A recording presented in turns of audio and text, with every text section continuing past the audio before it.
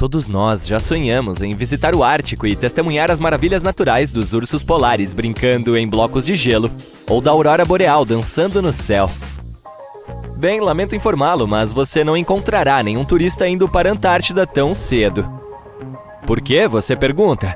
Vamos nos aprofundar no assunto. Em primeiro lugar, onde fica a Antártida? Ela está localizada no hemisfério sul, especificamente no Polo Sul. O Oceano Antártico a circunda, e a maior parte do continente é coberta por gelo, o que o torna um dos lugares mais remotos e gelados da Terra. Agora, você já conheceu alguém que visitou a Antártida? Provavelmente não. É um dos lugares menos visitados do planeta e apenas alguns poucos exploradores sortudos viram seu interior, que é composto principalmente de geleiras e campos de gelo. Mas acredite em mim quando digo que a vida selvagem e o cenário são de outro mundo. Por que você não deve viajar para a Antártida? Bem, para começar, o meio ambiente é incrivelmente frágil e pode ser facilmente danificado. Além disso, não há populações humanas nativas no continente, portanto, sua viagem seria basicamente como visitar uma ilha desabitada. E não vamos nos esquecer de que esse também é um dos destinos mais caros para se viajar. Apesar de tudo isso, a Antártida não é exatamente protegida como uma fortaleza, mas existe um acordo internacional chamado Tratado da Antártida. Esse tratado foi negociado para evitar qualquer atividade indesejada no continente e proíbe algumas formas de testes feitos lá pelos Estados-membros. Mas o principal motivo pelo qual não podemos simplesmente entrar na Antártida é que ela tem um ecossistema delicado que precisa ser protegido. O tratado estabelece que a Antártida deve ser usada somente para fins pacíficos e deve estar livre de qualquer atividade humana que possa prejudicar o meio ambiente. Os cientistas ainda estão aprendendo sobre o ecossistema único do continente, e nossas atividades e máquinas podem perturbar o delicado equilíbrio que existe lá. Se você ainda está ansioso para ir à Antártida, obter permissão não é exatamente um passeio no parque. Os cidadãos americanos, por exemplo, precisam preencher um formulário especial e enviá-lo ao Office of Ocean and Polar Affairs. E uma vez lá, você precisará seguir algumas diretrizes rígidas para proteger o meio ambiente, como não perturbar a vida selvagem nem levar lembranças como pedras, plantas ou animais. Tecnicamente, é possível viver na Antártida? Embora não existam leis que proíbam as pessoas de morar lá permanentemente, é um ambiente muito inóspito e inadequado para a habitação humana. As temperaturas podem chegar a menos de 60 graus Celsius, o que torna quase impossível a sobrevivência de qualquer pessoa sem um equipamento e a experiência adequados. Além disso, o pedaço de terra mais próximo fica a mais de 1.500 quilômetros de distância, o que tornaria os habitantes completamente isolados do resto do mundo. Quem sabe, talvez um dia tenhamos a chance de visitar esse continente único e fascinante. Mas até lá, vamos admirá-lo de longe. Vamos falar um pouco sobre a descoberta da Antártida. Ao contrário de outros lugares que já eram habitados, a Antártida nunca teve uma população humana nativa. Os filósofos da Grécia Antiga tiveram uma ideia sobre o continente e o chamaram de Antiarctos, que significa oposto ao urso. Os ursos a que ele se refere não são os polares, mas sim as constelações do Grande e do Pequeno Urso, que só podem ser observadas no hemisfério norte. Como resultado, o termo significa o oposto de a terra do urso. As viagens de caça às baleias e focas no final do século XVIII e início do século XIX se aventuravam mais ao sul ao contornar o Cabo Horn, na ponta da América do Sul. Sabia-se que ir mais ao sul geralmente significava ventos mais fortes, mas também o risco de atingir gelo flutuante de todos os tamanhos e de ventos e mares que poderiam ser perigosos para o navio e a tripulação. O capitão James Cook foi o primeiro a cruzar o Círculo Polar Antártico em 17 de janeiro de 1773, na região do Mar de Ross. Um ano mais tarde, ele chegou a um ponto mais ao norte e, embora não tenha avistado terra, chegou a uma distância de 80 quilômetros e viu depósitos de rocha presos em icebergs, o que indicava a existência de uma terra mais ao sul. O primeiro avistamento da Antártida é amplamente reconhecido como tendo ocorrido em janeiro de 1820, durante a viagem de 2 navios, sob o comando do capitão Fabian Gottlieb von Bellingshausen, como parte de uma expedição exploratória de 2 anos ao redor do mundo para descobrir novas terras. Os navios do capitão foram os primeiros a cruzar o Círculo Polar Antártico desde Cook. O primeiro desembarque indiscutível na Antártida só aconteceu muito mais tarde, em 24 de janeiro de 1895, no Cabo Adare, durante a viagem de caça-baleias do navio Antarctic, liderado por Henrik Bull. Um pequeno barco com 6 ou possivelmente 7 homens a bordo remou até a costa em condições calmas. Talvez você não acredite, mas a Antártida é, na verdade, um deserto. Com todo aquele gelo, é de se esperar que seja como um país das maravilhas no inverno, com lutas de bolas de neve e chocolate quente o dia todo. Quando pensamos em desertos, imaginamos camelos, cactos e pessoas lutando para encontrar água. Mas na Antártida, a história é totalmente diferente.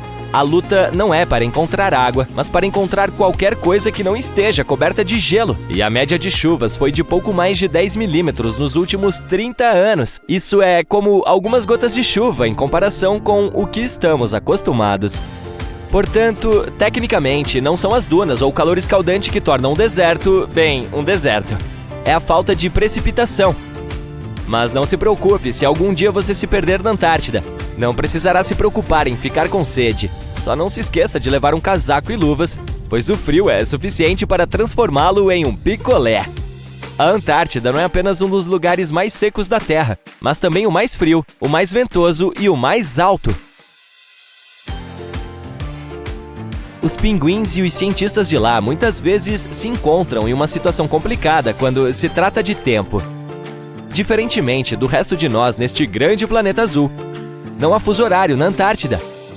Todas as linhas de longitude se encontram em um único ponto no Polo Sul, o que faz com que seja um pouco complicado tentar descobrir que horas são. Agora, você deve estar pensando, mas como os cientistas e pesquisadores controlam o tempo lá embaixo? Boa pergunta. Normalmente, eles seguem o fuso horário do país de onde partiram. No entanto, com estações de todo o mundo na Península Antártida, as coisas podem ficar um pouco malucas. Imagine tentar se coordenar com os países vizinhos sem acordá-los acidentalmente no meio da noite. Você pode pensar que pouca coisa poderia sobreviver em um lugar onde a temperatura é extremamente fria, o sol mal aparece e o vento pode levá-lo para longe mais rápido do que uma erva daninha. Bem, como em muitos lugares da Terra, a vida encontrou um caminho na Antártida também. Acredite ou não, esse continente congelado está fervilhando de atividade. É o lar de bilhões de krill que, por sua vez, atraem muitas focas e mais pinguins do que você pode imaginar. Mas não se deixe enganar por sua aparência fofa e engraçada. Os pinguins são os melhores nadadores, com um corpo aerodinâmico capaz de deixar os vencedores de medalhas olímpicas com inveja. Eles chegam à costa para se reproduzir e relaxar, mas seu verdadeiro talento é roubar pedrinhas uns dos outros e formar grupos matematicamente precisos para se manterem aquecidos. A Antártida também é o lar da maior espécie de pinguim da Terra. É o chamado pinguim imperador. Certamente, essas criaturas são aves que não voam, mas isso não significa que não possam saltar. De fato, alguns deles podem saltar até 3 metros. E não vamos nos esquecer das focas, com seu corpo peludo e sons especiais. Esses mamíferos marinhos são protegidos pelo Tratado da Antártida e também prosperam nas águas gélidas do Oceano Antártico. Mas as verdadeiras estrelas do show são as baleias. Durante o verão antártico, essas enormes criaturas aparecem em massa para se alimentar do abundante krill. É realmente como um buffet de baleias por lá. Descobrir lugares escondidos em nosso planeta é extremamente emocionante. Hoje, vou levar você em uma viagem da qual não vai se esquecer tão cedo. Mas vista-se, vai ficar muito frio por aqui. Você pega um avião e aterrissa na ilha coberta de gelo da Groenlândia. Uma vista inacreditável da aurora boreal, também conhecida como aurora polar, veio saudar você. Você não acredita no que está vendo. Seu guia diz quão raro é esse fenômeno. Normalmente, as pessoas passam dias tentando visualizá-lo. Você se sente com sorte e aproveita o tempo para apreciar essas belas luzes esverdeadas dançantes. Está feliz por ter trazido a câmera, não está? Entre cliques, você descobre que a aurora boreal é o resultado de alguns eventos bastante difíceis. Esse show de luzes espetacular ocorre quando partículas de alta energia do Sol batem na atmosfera superior da Terra. No segundo dia, você continua a explorar o local por via aérea. Isso pode não ser uma surpresa, mas a Groenlândia é uma das maiores ilhas do mundo. Desta vez, a bordo de um helicóptero, você pode ver a paisagem infinitamente gelada. Caso esteja curioso, agora você está voando sobre 1,7 milhão de quilômetros quadrados de gelo espesso. O que é aquilo lá embaixo? Parece uma família de ursos polares. Você não quer chegar muito perto, é claro. As condições na Groenlândia podem ser muito difíceis para as pessoas viverem lá, mas algumas espécies de animais se dão muito bem nessa terra gelada. Ali são renas, lobos e raposas árticas. A caminho da Groenlândia, você provavelmente fez uma parada em Copenhague. A Dinamarca é um dos poucos países com voos comerciais para a Groenlândia. Você não sabia disso antes, mas descobre que a ilha é, na verdade, parte do Reino da Dinamarca.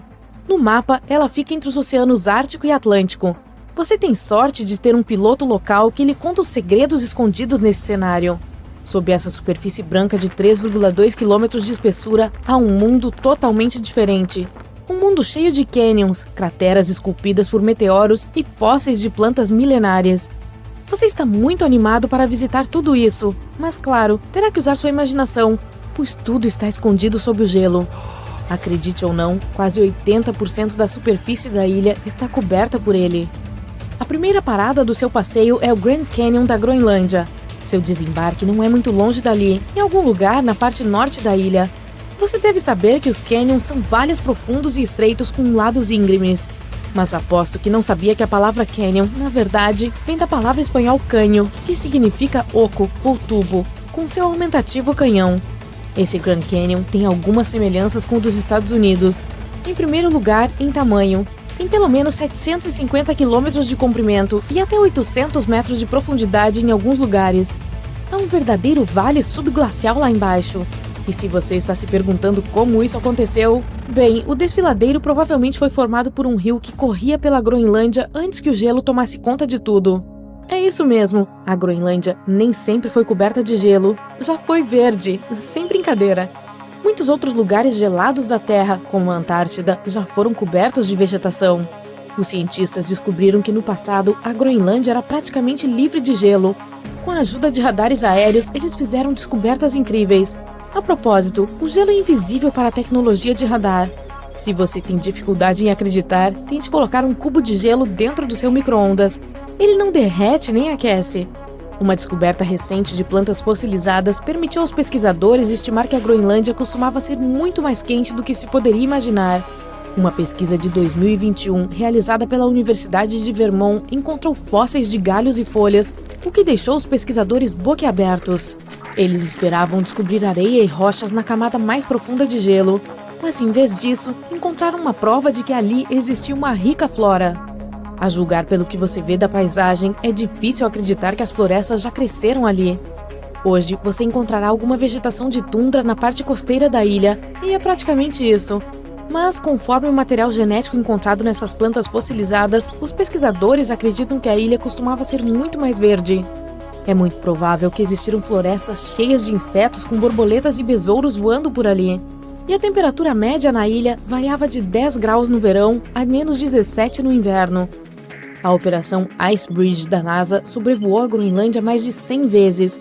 Isso permitiu que os pesquisadores criassem mapas 3D da ilha e descobrissem a idade de cada camada do manto de gelo da Groenlândia. As camadas de gelo podem ajudar a responder a muitas questões científicas à medida que se formam ao longo de milhares de anos. São camadas de neve em cima de mais neve. A neve é compactada em gelo, que por sua vez cria o que chamamos de manto de gelo. Lembra daqueles fósseis de que estávamos falando? Acredita-se que sejam do período Eemiano, que foi de 130 mil a 115 mil anos atrás. De acordo com as imagens 3D inovadoras da NASA, foi possível identificar 3 períodos climáticos distintos na camada de gelo. A camada superior é bastante plana e uniforme. Se você decidir cavar mais fundo, encontrará a camada formada durante a última idade do gelo. É mais complexa e robusta. O gelo lá é mais escuro do que o que você vê na superfície. Se você deixar sua mente viajar, poderá imaginar como era essa parte do mundo quando os mamutes vagavam por aí. Se você continuasse cavando, acabaria encontrando restos de gelo do período Eemiano de que lhe falei. Mas os canyons não são a única coisa incomum encontrada sob o gelo. Se você pudesse dar uma espiada embaixo de todas essas camadas de neve, veria uma impressionante cordilheira e também fiordes profundos. Em 2017, os cientistas criaram um mapa que mostrava como era a Groenlândia sem todo aquele gelo. Havia uma depressão em forma de tigela no meio da enorme ilha. Essa depressão possivelmente era um lago. Ao seu redor havia um círculo de cordilheiras costeiras. Esse cenário provavelmente se assemelhava às paisagens da Patagônia moderna. Grandes montanhas com cumes nevados cercando lagos cristalinos. Esse antigo lago na Groenlândia é uma maravilha por si só. Imagine um poço do tamanho de Rhode Island e Delaware juntos. Acredita-se que o lago tenha coberto mais de 7.000 km² e no passado era alimentado por pelo menos 18 córregos diferentes. Essas águas azuis e cristalinas eram certamente muito convidativas e congelantes, é claro. Mas se você insistir em nadar, eu diria, tome cuidado. A profundidade da água pode chegar a 243 metros em alguns lugares. No terceiro dia de sua aventura, você descobre um verdadeiro parque aquático sob o gelo. Enquanto está caminhando pela ilha, seu guia diz para você ficar atento às rachaduras na superfície. Essas rachaduras são responsáveis pelo moderno Aqua Lounge acontecendo lá embaixo. A água do degelo e da chuva escorrem pelas rachaduras do gelo até os leitos dos rios, formando uma paisagem de lagos e riachos cheios de água cristalina. Os pesquisadores estimam que existam cerca de 60 pequenos lagos sob o gelo. E sim, são lagos de verdade. Talvez uma das características ocultas mais impressionantes desta ilha seja uma cratera de meteoro. Sob a geleira Hiawatha, você pode encontrar uma cratera de impacto de 30 km de largura, grande o suficiente para engolir a cidade de Washington. Aparentemente, um asteroide de ferro de cerca de 1,5 km atingiu a atmosfera da Terra nos últimos 100.000 anos e escolheu a Groenlândia como seu ponto de pouso. Se alguém estivesse por perto para ver, teria testemunhado um verdadeiro show, uma bola de fogo branca brilhante cortando o céu.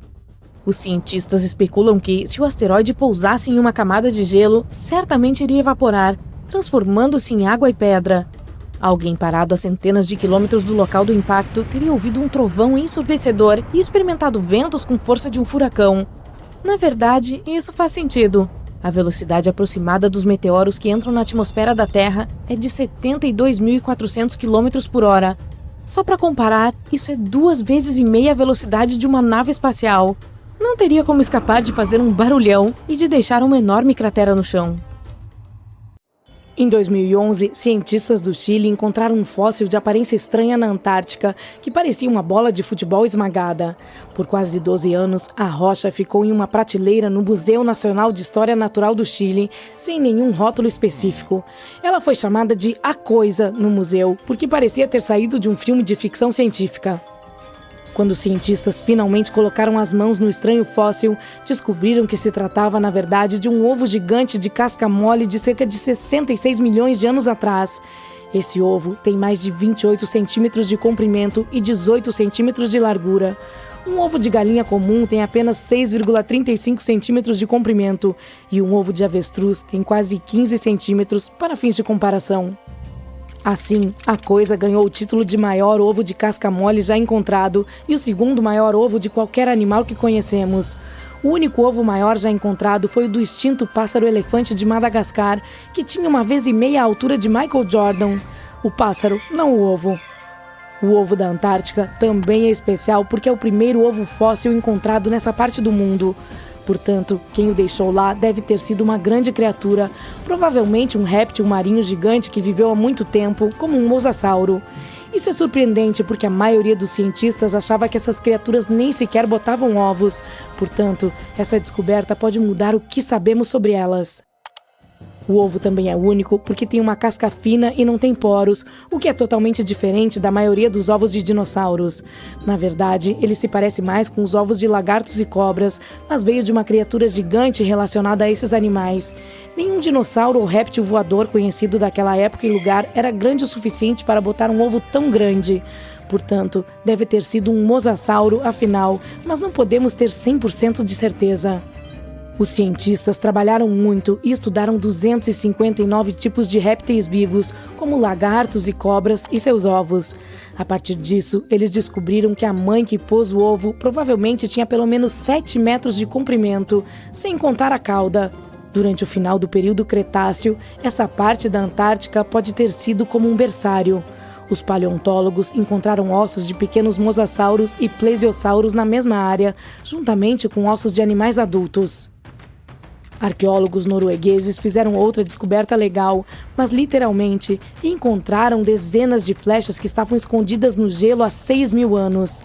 Elas estavam derretendo de um grande bloco de gelo nas altas montanhas, cobrindo uma área do tamanho de 45 campos de futebol. Nos anos 2014 e 2016, quando os verões eram muito quentes, os cientistas foram a uma mancha de gelo chamada Langfone para dar uma olhada. Eles também encontraram muitos ossos e chifres de rena no local. Algumas das flechas estavam inteiras e outras em pedaços, juntamente com 5 pontas de flechas ao redor da área de gelo derretido. Esse número de flechas é maior do que o encontrado em qualquer outro local congelado do mundo.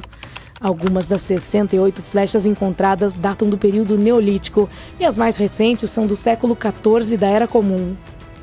O gelo é como uma máquina do tempo perfeita que pode preservar o que quer que acabe lá em uma condição quase perfeita. Langfone ficou famosa como um dos primeiros locais de manchas de gelo depois que um caminhante local encontrou um sapato de couro de 3.300 anos bem próximo à sua borda. Os cientistas estão estudando lugares como esse para entender como as pessoas usavam esses locais e como as manchas de gelo da Noruega à América do Norte mudaram ao longo do tempo. Era uma vez, há cerca de 32 mil anos, para ser exata, um esquilo que enterrou algumas sementes perto de um rio na Sibéria. Será que sou o único que está sentindo vibrações da Era do Gelo? De qualquer forma, essas sementes pertenciam a uma planta com lindas flores brancas. Milhares de anos depois, um grupo de cientistas encontrou essas sementes enterradas profundamente no solo congelado, tão abaixo quanto a altura de um prédio de 12 andares. As sementes estavam cercadas por gelo e ossos de animais como mamutes, bisões e rinocerontes lanudos. As sementes maduras haviam sido danificadas, talvez pelo esquilo, mas algumas das sementes mais jovens ainda tinham partes boas de plantas dentro delas. Os cientistas as retiraram cuidadosamente e as colocaram em pequenos recipientes para ajudá-las a crescer. E aqui vem a parte mais legal. Eles conseguiram cultivar as plantas. Suas flores tinham um formato um pouco diferente das flores da mesma planta que cresce hoje. Depois de um ano, a planta da era glacial até criou novas sementes. Com base nisso, os cientistas sugeriram que o permafrost poderia ser um depósito de um pool genético antigo e que poderíamos encontrar espécies extintas lá e trazê-las de volta à vida. Os cientistas de um navio quebra-gelo na Antártica estavam procurando baleias, mas encontraram algo muito mais incomum. A câmera atrás do navio, que é tão pesada quanto um carro, detectou 60 milhões de ninhos de peixes-gelo no fundo do mar de Weddell. Os ninhos estavam localizados a cada 25 centímetros em todas as direções e cobriam uma área de 240 quilômetros quadrados, que é um pouco maior do que toda a cidade de Washington, D.C. A colônia tinha até uma borda distinta, que era uma linha na areia. Os cientistas estavam na área porque estavam estudando um ponto especial no oceano, onde a água era um pouco mais quente do que a água ao redor. Nessa água mais quente, eles encontraram pequenos animais chamados zooplâncton perto do topo. Quando os jovens peixes-gelo eclodem, eles nadam até essa área para comer o zooplâncton antes de voltar para o fundo do mar para crescer e ter seus próprios filhotes. Como havia muito alimento, fazia sentido ver peixes-gelo nessa água quente. Mas eles não esperavam encontrar um número tão grande de ninhos de peixes-gelo, muito mais do que qualquer um já havia visto antes. O Antarctic Heritage Trust da Nova Zelândia encontrou alguns negativos de fotos antigas em uma cabana na Antártica. Eles revelaram ser imagens exclusivas da Ross Sea Party. Essa foi uma famosa expedição fracassada liderada por Ernest Shackleton. Ele queria ser a primeira pessoa a cruzar a Antártica por terra, do Mar de Weddell ao Mar de Ross, passando pelo Polo Sul. Mas as coisas deram errado quando o navio deles, o Aurora, foi lançado ao mar. Eles tiveram que usar a cabana de outro explorador, o capitão Robert Falcon Scott.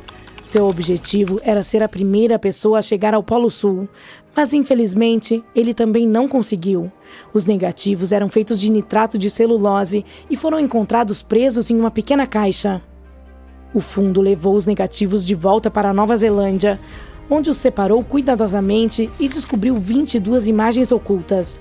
Muitas das fotos estavam danificadas, mas o fundo ainda conseguia reconhecer alguns lugares familiares ao redor de McMurdo Sound, uma área bem conhecida na Antártica. Ninguém sabe ao certo quem tirou as fotos. Em dezembro de 2021, alguns cientistas notaram uma estranha marca na plataforma de gelo Larsen, uma gigantesca camada de gelo na costa leste da Antártica. Eles pensaram que poderia ser um rio correndo sob o gelo, então perfuraram mais de 487 metros para verificar. Eles esperavam encontrar água, mas não esperavam ver que a água estava cheia de pequenas criaturas que se moviam rapidamente, chamadas anfípodes. Os cientistas também descobriram que a água do rio subterrâneo tinha camadas incomuns de correntes que se moviam em diferentes direções, o que eles ainda não entendem completamente. Outra coisa surpreendente aconteceu durante a pesquisa. No dia 20 de dezembro do mesmo ano, um vulcão entrou em erupção em Tonga e as ondas de pressão da erupção foram detectadas no rio gelado da Antártica. Isso mostra como tudo em nosso planeta está conectado, mesmo nos lugares mais distantes. Você sabia que a NASA explora não apenas estrelas, planetas, galáxias e buracos negros? Difícil de acreditar, mas sim, a Agência Espacial Norte-Americana também trabalha em descobertas aqui na Terra. Então, o que os pesquisadores descobriram recentemente? Existe vida sob o gelo? Há pouco tempo, enquanto analisavam dados, notaram algo inacreditável escondido abaixo do gelo da Antártica. E esse achado não muda apenas tudo o que sabemos sobre todo o sistema hídrico da Terra, mas também pode ajudar nas pesquisas sobre a vida no espaço. A existência da humanidade pode depender da compreensão da Antártica e seus segredos. Assim, as descobertas recentes revelam informações vitais sobre a nossa sobrevivência. Mas antes de continuarmos, vamos ver o quanto você sabe sobre esse lugar no qual só existe gelo até onde seus olhos conseguem ver. A Antártica é um dos continentes do mundo e fica no hemisfério sul. É o quinto maior em termos de área total, e isso significa que tem quase o dobro do tamanho da Oceania.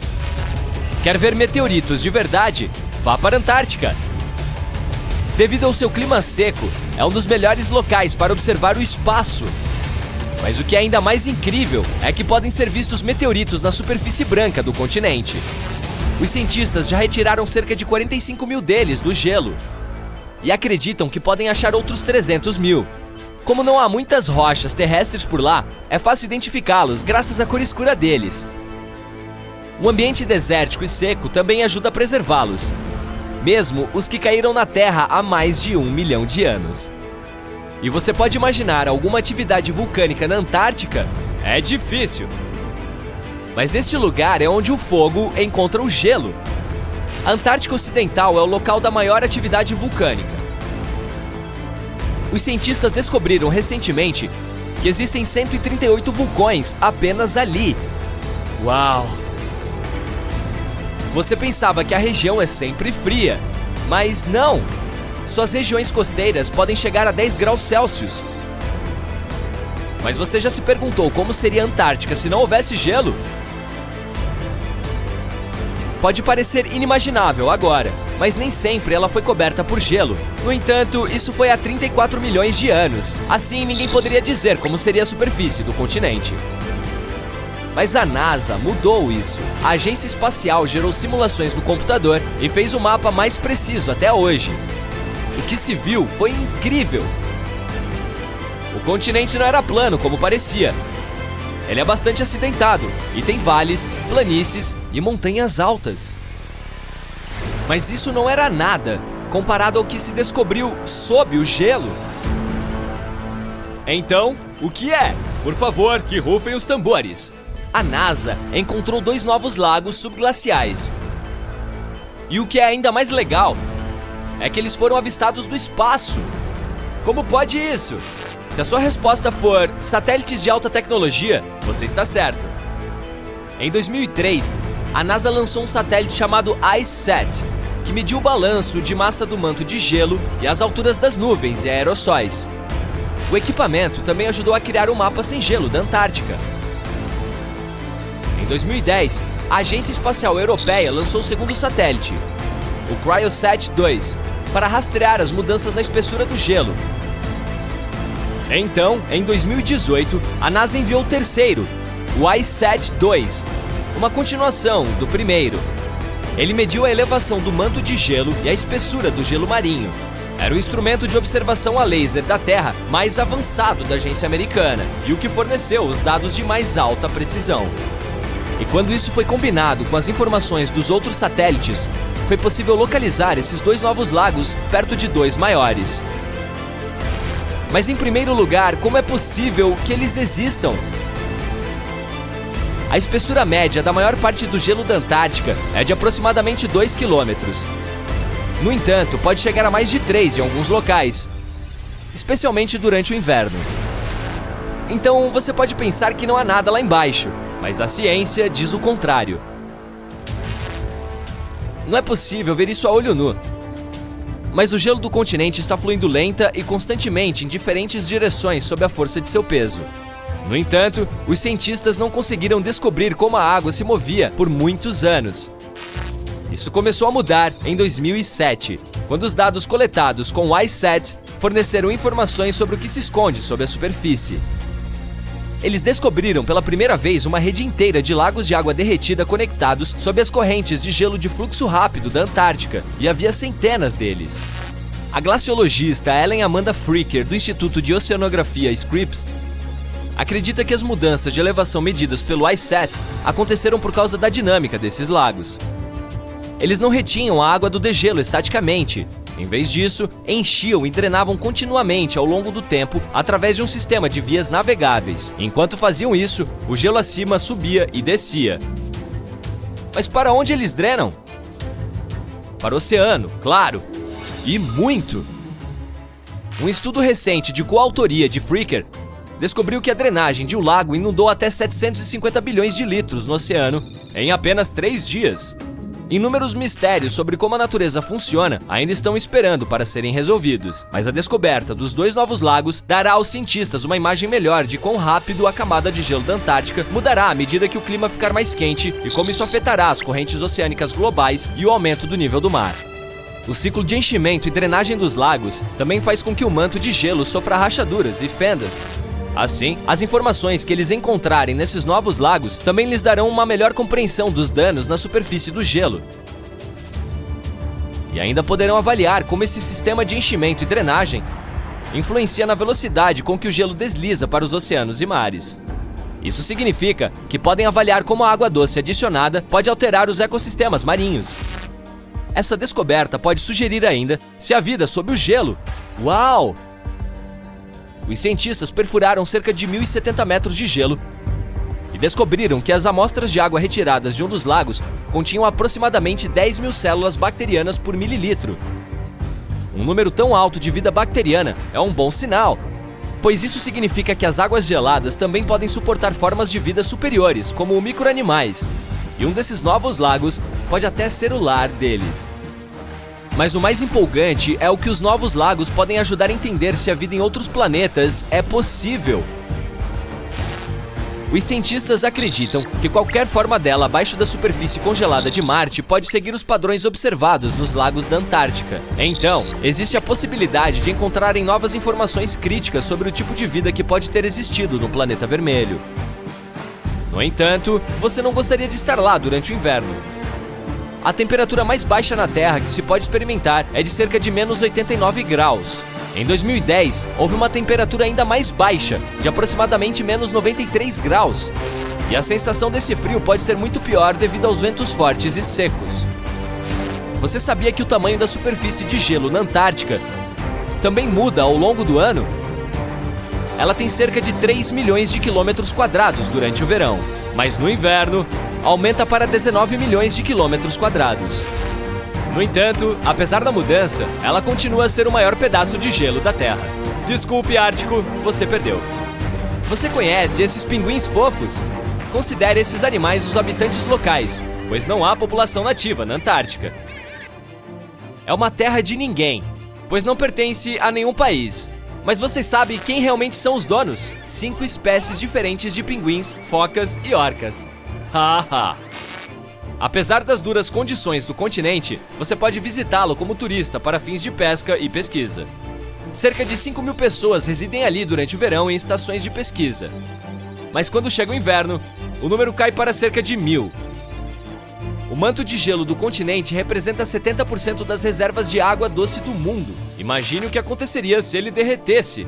Os níveis globais do mar aumentariam em quase 60 metros. Olhe para essa rocha. À primeira vista, parece uma rocha comum e sem graça, como as que você pode ver ao caminhar pela praia. Sua cor não se destaca e seu peso é bastante regular, cerca de 2 quilos.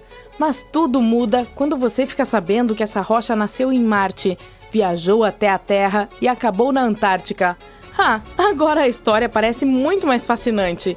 Então, vamos descobrir os detalhes. A pesquisadora Roberta Score, que trabalhou no projeto ANSMET, sigla para Antarctic Search for Meteorites do programa Denver Antarctic, encontrou esse meteorito em 1984. Se você quiser decifrar o nome do viajante espacial, posso ajudá-lo. O nome vem do local onde o cientista o viu, Allan Hills, na Antártica. Daí o ALH. Além disso, temos o ano da descoberta e o número da amostra. Se você acha que Roberta pegou a rocha e exclamou algo como "Uau, estou segurando um pedaço de Marte", vou ter que desapontá-lo. No início, não estava totalmente claro de onde veio o meteorito, e uma coisa confundiu ainda mais os pesquisadores. O meteorito era muito diferente de outros grupos de meteoritos encontrados em nosso planeta. Ok, mas então como eles finalmente descobriram que era um visitante de Marte? Foi tudo graças a traços de gás semelhantes aos que compõem a atmosfera do planeta vermelho. Ficamos sabendo de sua composição graças à corajosa Viking Lander, que realizou as análises necessárias in situ em 1976. De qualquer forma, voltemos à nossa descoberta rochosa. Ela é realmente muito especial, e não apenas porque a rocha veio de muito, muito longe. Entre os vários milhares de meteoritos encontrados na Terra, apenas uma centena provavelmente veio de Marte. E mesmo assim, o nosso ALH 84001 é diferente e parece fazer parte de um grupo separado. Então, vamos voltar ao passado e acompanhar a história de vida desse viajante cósmico. É provável que essa rocha tenha se formado há cerca de 4 bilhões de anos em seu planeta natal, o planeta vermelho. Um dia, que não era muito diferente dos outros, acabou mudando a vida dessa rocha pacífica.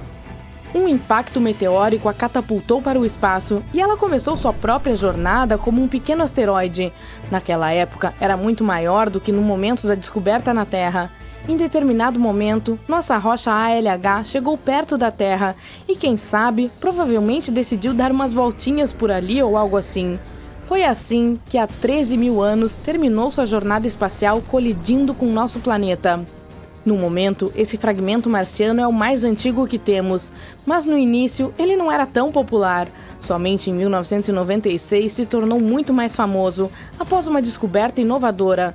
Alguns pesquisadores da NASA começaram a se perguntar: bem, o fragmento é obviamente muito antigo, mas então, será que ele poderia ter registrado algum vestígio de vida que poderia estar prosperando em Marte na época em que o ALH se formou no planeta vermelho? E adivinhe só, esses cientistas estavam certos. Eles detectaram traços de partículas muito finas de magnetita. Essas partículas eram totalmente semelhantes em estrutura e composição química às partículas que temos na Terra. Elas são chamadas de magnetofósseis e são produzidas por bactérias magnetotáticas. Portanto, isso pode significar que em algum momento houve algumas formas de vida em Marte. Em abril de 2020, cientistas da Agência Espacial Japonesa fizeram outra descoberta. Eles detectaram nitrogênio contendo material orgânico de origem marciana em nosso meteorito. Portanto, quem sabe quais novos segredos surpreendentes um exame mais aprofundado do meteorito poderá revelar. No momento, porém, tudo que você pode fazer é viajar para a Antártica e encontrar mais deles. O fato é que esse lugar é ótimo para a caça de meteoritos. Surpreendentemente, encontramos quase 50 mil meteoritos na Antártica e centenas de milhares ainda estão esperando para ser descobertos. Cada uma dessas rochas espaciais pode nos contar uma história sobre a evolução do sistema solar. Por exemplo, a primeira rocha lunar encontrada no continente gelado e deserto provou que pedaços de objetos espaciais maiores que os asteroides também podem chegar à Terra. Então, digamos que você se inspirou e decidiu caçar meteoritos até a Antártica. Bem, prepare-se para alguns desafios sérios. Apesar de sua potencial abundância, encontrar rochas espaciais não é tão fácil quanto parece. Você terá que visitar áreas remotas e ainda não há garantia de que conseguirá encontrar um meteorito. Isso é, na verdade, um grande problema. Os meteoritos estão desaparecendo de vista. Atualmente, os cientistas encontram cerca de 1.000 meteoritos na Antártica a cada ano, mas, de acordo com um novo estudo, cerca de 5.000 outros ficam ocultos a cada ano. O culpado é o aquecimento. Preocupados, os cientistas criaram um modelo que poderia ajudá-los a descobrir onde esses meteoritos poderiam surgir. Esse modelo era bastante complicado, levando em consideração a cobertura de neve, a temperatura da superfície, a velocidade com que o gelo flui e até mesmo a inclinação do terreno. Depois disso, eles executaram simulações em vários cenários de aquecimento. Descobriu-se que os meteoritos de fato desapareciam de vista com o aumento da temperatura. Dizer que os pesquisadores ficaram chateados é óbvio. Eles não esperavam que a mudança climática afetasse tanto seu trabalho. Mesmo que essas áreas estejam abaixo do zero, as pessoas ainda conseguem arruinar um arquivo crucial do sistema solar. Mas vamos voltar à sua caça aos meteoritos. Se quiser que suas chances de encontrar um meteorito sejam maiores, vá até a base das montanhas ou afloramentos onde o gelo, que normalmente flui para o solo mais baixo, é forçado a subir. Mas não se esqueça de levar seu corta-vento com você. Nesses locais, ventos fortes afastam a neve, expondo o gelo azul brilhante e vívido. Em vez de derreter, esse gelo antigo pode se transformar diretamente em vapor de água. Isso ajuda a expor meteoritos que de outra forma permaneceriam ocultos. Mas você precisa se apressar. Os meteoritos na superfície desaparecem rapidamente. Mesmo quando as temperaturas estão bem abaixo de zero, as rochas ainda podem absorver parte do calor do Sol e derreter o gelo. É como se eles estivessem criando túneis subterrâneos, ou melhor, sob o gelo, para si mesmos, afundando e se escondendo da vista. Algum tempo depois, o recongelamento fecha as entradas desses túneis, prendendo efetivamente os meteoritos em seu interior, escondidos da vista. Os cientistas admitem que é muito difícil encontrar métodos de trabalho para detectar meteoritos. E se não nos apressarmos e desenvolvermos esses métodos, poderemos perder entre 80.000 e 250.000 rochas espaciais no total. Não é de admirar que os cientistas estejam em uma missão para encontrar mais meteoritos. Eles estão se concentrando nas zonas de encalhe de meteoritos. Esses são locais onde os meteoritos geralmente se acumulam na superfície devido a características específicas de geologia, fluxo de gelo e condições climáticas. Como você já sabe, é possível encontrar meteoritos em gelo azul sem cobertura de neve. Isso facilita a localização de meteoritos, mas encontrar esses pontos críticos geralmente é pura sorte. Ou é preciso ficar sentado dia e noite, vasculhando mapas e imagens de satélite, na tentativa de localizar zonas de gelo azul próximas a estações de pesquisa. Deixe-me apresentar Verônica Tolenar, uma glaciologista e sua equipe. Eles levaram as coisas para o próximo nível ao desenvolver um mapa inteligente de toda a Antártica. Para isso, usaram aprendizado de máquina e dados de satélite da NASA, da Agência Espacial Canadense e outros. Esse mapa destaca áreas onde os meteoritos podem estar escondidos, com base em descobertas anteriores e em todos os tipos de dados climáticos e de gelo. Aparentemente, os melhores lugares para encontrar meteoritos são ao longo das bordas do continente e perto de montanhas com gelo azul. Infelizmente, não é apenas o gelo azul que importa. A temperatura e a velocidade do fluxo de gelo também são muito importantes. Por exemplo, se o gelo flui muito rapidamente, os meteoritos são varridos antes que possam se acumular. Portanto, se quiser encontrar um meteorito, você precisa esperar por condições muito precisas. A temperatura da superfície deve ficar abaixo de menos 9 graus Celsius quase o tempo todo. Caso contrário, os meteoritos afundam. Você pode começar pela região de Allan Hills. Sim, foi lá que o nosso amigo ALH foi descoberto. Essa área é uma espécie de mina de ouro de meteoritos, com mais de 1.000 descobertas. Mas há lugares ainda mais promissores, como as montanhas Fibbuleinman, e ninguém pesquisou lá ainda. Talvez você seja o primeiro. De qualquer forma, com esse novo mapa, os pesquisadores desenvolveram um índice Onde Ir que classifica os melhores pontos de caça de meteoritos, tornando as futuras viagens de campo muito mais direcionadas. E com muitas regiões de gelo azul ainda inexploradas, há toneladas de meteoritos esperando para serem encontrados. Então, o que está esperando? Este submarino elegante de última geração chamado Wren foi enviado para explorar as profundezas da Antártica. Mas assim que descobriu algo, ele desapareceu misteriosamente. Então, o que aconteceu? Tudo começou quando os cientistas quiseram explorar um dos lugares mais remotos e misteriosos da Terra, a plataforma de gelo Dodson, na Antártica Ocidental. Essa plataforma de gelo, gigante e silenciosa, se estende por 48 quilômetros de largura, quase o comprimento da cidade de Nova York. Ela fica entre dois promontórios gelados, as penínsulas Martin e Bear, e ela esconde um mundo inteiro de mistérios geológicos. Se você acha que a Antártica não passa de um deserto de neve e gelo super espesso, está enganado. Há paisagens inteiras escondidas lá no fundo. A parte inferior da plataforma de gelo Dodson é um terreno acidentado e dinâmico, moldado pelas forças lentas e implacáveis da natureza. Há formações de gelo imponentes, vales profundos e estruturas bizarras que se estendem por centenas de metros. Os cientistas estão muito curiosos sobre isso. Mas, como você pode imaginar, essa paisagem não é nada fácil de se explorar. Para descobrir mais, temos que escanear a área com satélites ou tentar perfurar a neve, tentando coletar o quadro geral pedaço por pedaço. Mas esses métodos só nos deram pistas vagas. O verdadeiro avanço aconteceu quando os cientistas tiveram a ideia de deixar os submarinos explorarem o local. Submersíveis autônomos poderiam mergulhar fundo nas águas geladas sob a plataforma de gelo Dodson e nos dizer o que tem lá embaixo. Esses exploradores robóticos têm sistemas de sonar avançados e fantásticos. É aquela coisa que os morcegos ou golfinhos fazem. Eles podem usar o som para ver o fundo. Basicamente, eles enviam ondas sonoras debaixo d'água, e quando essas ondas atingem algo, como a plataforma de gelo acima ou o fundo do mar abaixo, elas retornam ao sistema.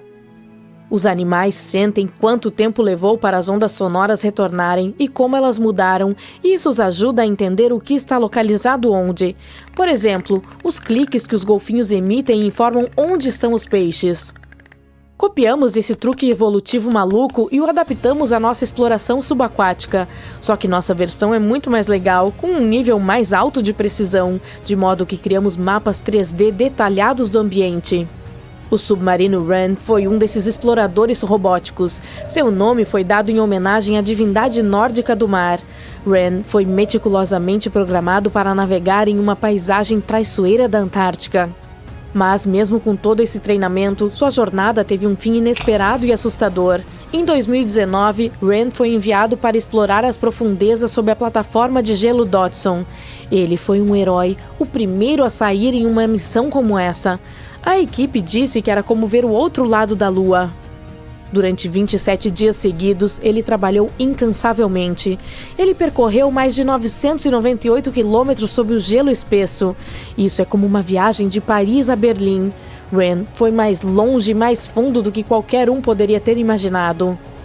Em um determinado momento, ele alcançou mais de 16 quilômetros no ventre da geleira. E o que ele descobriu lá embaixo foi surpreendente.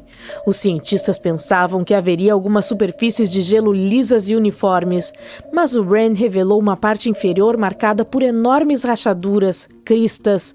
Havia formações que pareciam dunas de areia congeladas no tempo. E por fim, ele encontrou alguns padrões misteriosos em forma de redemoinho e lágrima. Todos eles pareciam mais arte do que geologia. Isso realmente conta a história das plataformas de gelo e do oceano ao redor. A água quente entra sorrateiramente sob o gelo e o derrete por baixo. Às vezes, isso suaviza o gelo, mas, em outras ocasiões, esculpe essas formas estranhas e irregulares que parecem padrões e desenhos. E algumas dessas formas são enormes, mais de 390 metros de comprimento. Isso equivale a cerca de 3 campos de futebol e meio. A razão pela qual elas se parecem com rabiscos giratórios é o fato de a Terra girar.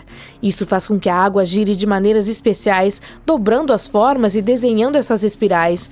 Isso é chamado de efeito Coriolis. Imagine que você estivesse em um carrossel e tentasse jogar algo, como uma bola. Ela iria em uma curva, não em uma linha reta. A mesma coisa acontece com a água na Terra. Posteriormente, os cientistas encontraram padrões semelhantes em outras plataformas de gelo da Antártica, embora não fossem tão épicos quanto os que estavam sob Dodson. Mas Ren também descobriu algo aterrorizante. Acontece que essas águas quentes, além de serem grandes artistas, também são um grande perigo. A plataforma de gelo Dodson não está apenas serenamente no mar, ela faz parte de um sistema muito delicado e atua como uma barreira protetora que retém as enormes geleiras no oeste da Antártica. A plataforma de gelo está flutuando no oceano, mas ainda está conectada à Terra. À medida que a água quente passa por baixo dela e o gelo derrete, a Dodson não consegue mais se prender à Terra com tanta força. A barreira protetora começa a se enfraquecer, o que permite que as geleiras atrás dela se movam mais rapidamente para o oceano. Quando essas geleiras fluem para o mar, elas adicionam mais água, o que pode causar o aumento do nível do mar e, por fim, alterar nossos litorais. Rand se deparou com enormes bolsões onde o gelo estava derretendo a taxas alarmantes, tudo devido às poderosas correntes submarinas. Era como ver um relógio correndo na geleira. Os riscos eram altos, mas felizmente o submarino estava pronto. Dessa vez, ele conseguiu retornar. E então, ele funcionou por mais 5 anos, ajudando os cientistas com montes de dados úteis. As missões eram assustadoras. Podia haver períodos em que Rand entrava na cavidade escura como breu sob as geleiras, passando 24 horas sem comunicação. Mas ele estava mapeando cada pico e cada vale. Ele adquiriu experiência em mais de 40 missões sob o gelo. Então, no início do ano de 2024, Rand partiu para uma missão para a geleira Thwaites. A missão era ousada desde o início. Esse lugar também é sinistramente chamado de Geleira do Juízo Final. É chamada assim porque está derretendo lentamente e tem o potencial de elevar o nível do mar em todo o mundo se entrar em colapso, causando catástrofes em todos os lugares. É por isso que Rand foi enviado para explorar sua parte inferior, um lugar que nunca havia sido mapeado tão detalhadamente antes. A ideia era descobrir os segredos da geleira, estudar a velocidade com que ela estava derretendo e por quê. Essa foi a segunda vez que Rand explorou Thwaites. Durante a visita anterior, ele se tornou o primeiro submarino a mapear a parte inferior da geleira. Rand estava explorando as profundidades de 190 metros a 500 metros. Ele enviou muitos dados sobre como a geleira do Juízo Final estava derretendo lentamente devido às correntes oceânicas quentes. Mas, ao se aventurar nessas profundezas geladas, algo deu errado. Do nada, Rand desapareceu, sem aviso, sem deixar rastros. Em um momento, ele estava enviando dados cruciais e no momento seguinte, havia caído no abismo. Nenhum sinal de socorro, nenhuma transmissão final, e ele não retornou ao ponto em que deveria estar. Foram enviadas buscas extensas, helicópteros sobrevoavam o local, drones zumbiam nos céus congelantes, mas nenhum sinal do submersível emergiu das garras da geleira. Depois de um tempo, as baterias do Rand certamente se esgotariam. Portanto, a essa altura, ele havia sido definitivamente engolido pelo abismo abaixo de 457 metros de gelo. Essa foi uma perda enorme e triste para a equipe científica. Os cientistas da Universidade de Gotemburgo estão agora procurando substituir Rand e continuar sua importante pesquisa com Thwaites. Até hoje, os cientistas não têm ideia do que aconteceu. Alguns dizem que ele pode ter ficado preso no gelo. Outros acreditam que ele foi puxado por uma corrente invisível. Ele também pode ter se chocado com algo inesperado.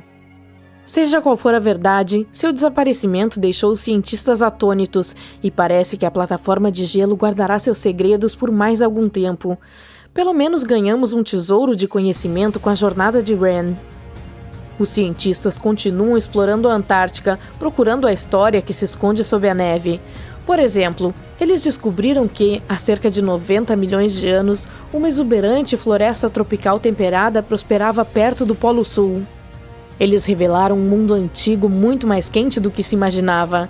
Nas profundezas da Antártica, se descobriram raízes fossilizadas, pólen e esporos preservados no solo. Tudo isso mostra que havia uma floresta tropical pantanosa que floresceu apesar dos meses de escuridão polar. Todas essas descobertas mudam nossa compreensão do clima da Terra, tanto no passado quanto no futuro. Puxa vida! Os cientistas preveem uma erupção vulcânica que provavelmente será uma das mais destrutivas da história de nossa espécie. Há uma chance em 6 de que isso aconteça neste século, o que poderia mudar ainda mais o clima e colocar milhões de vidas em perigo.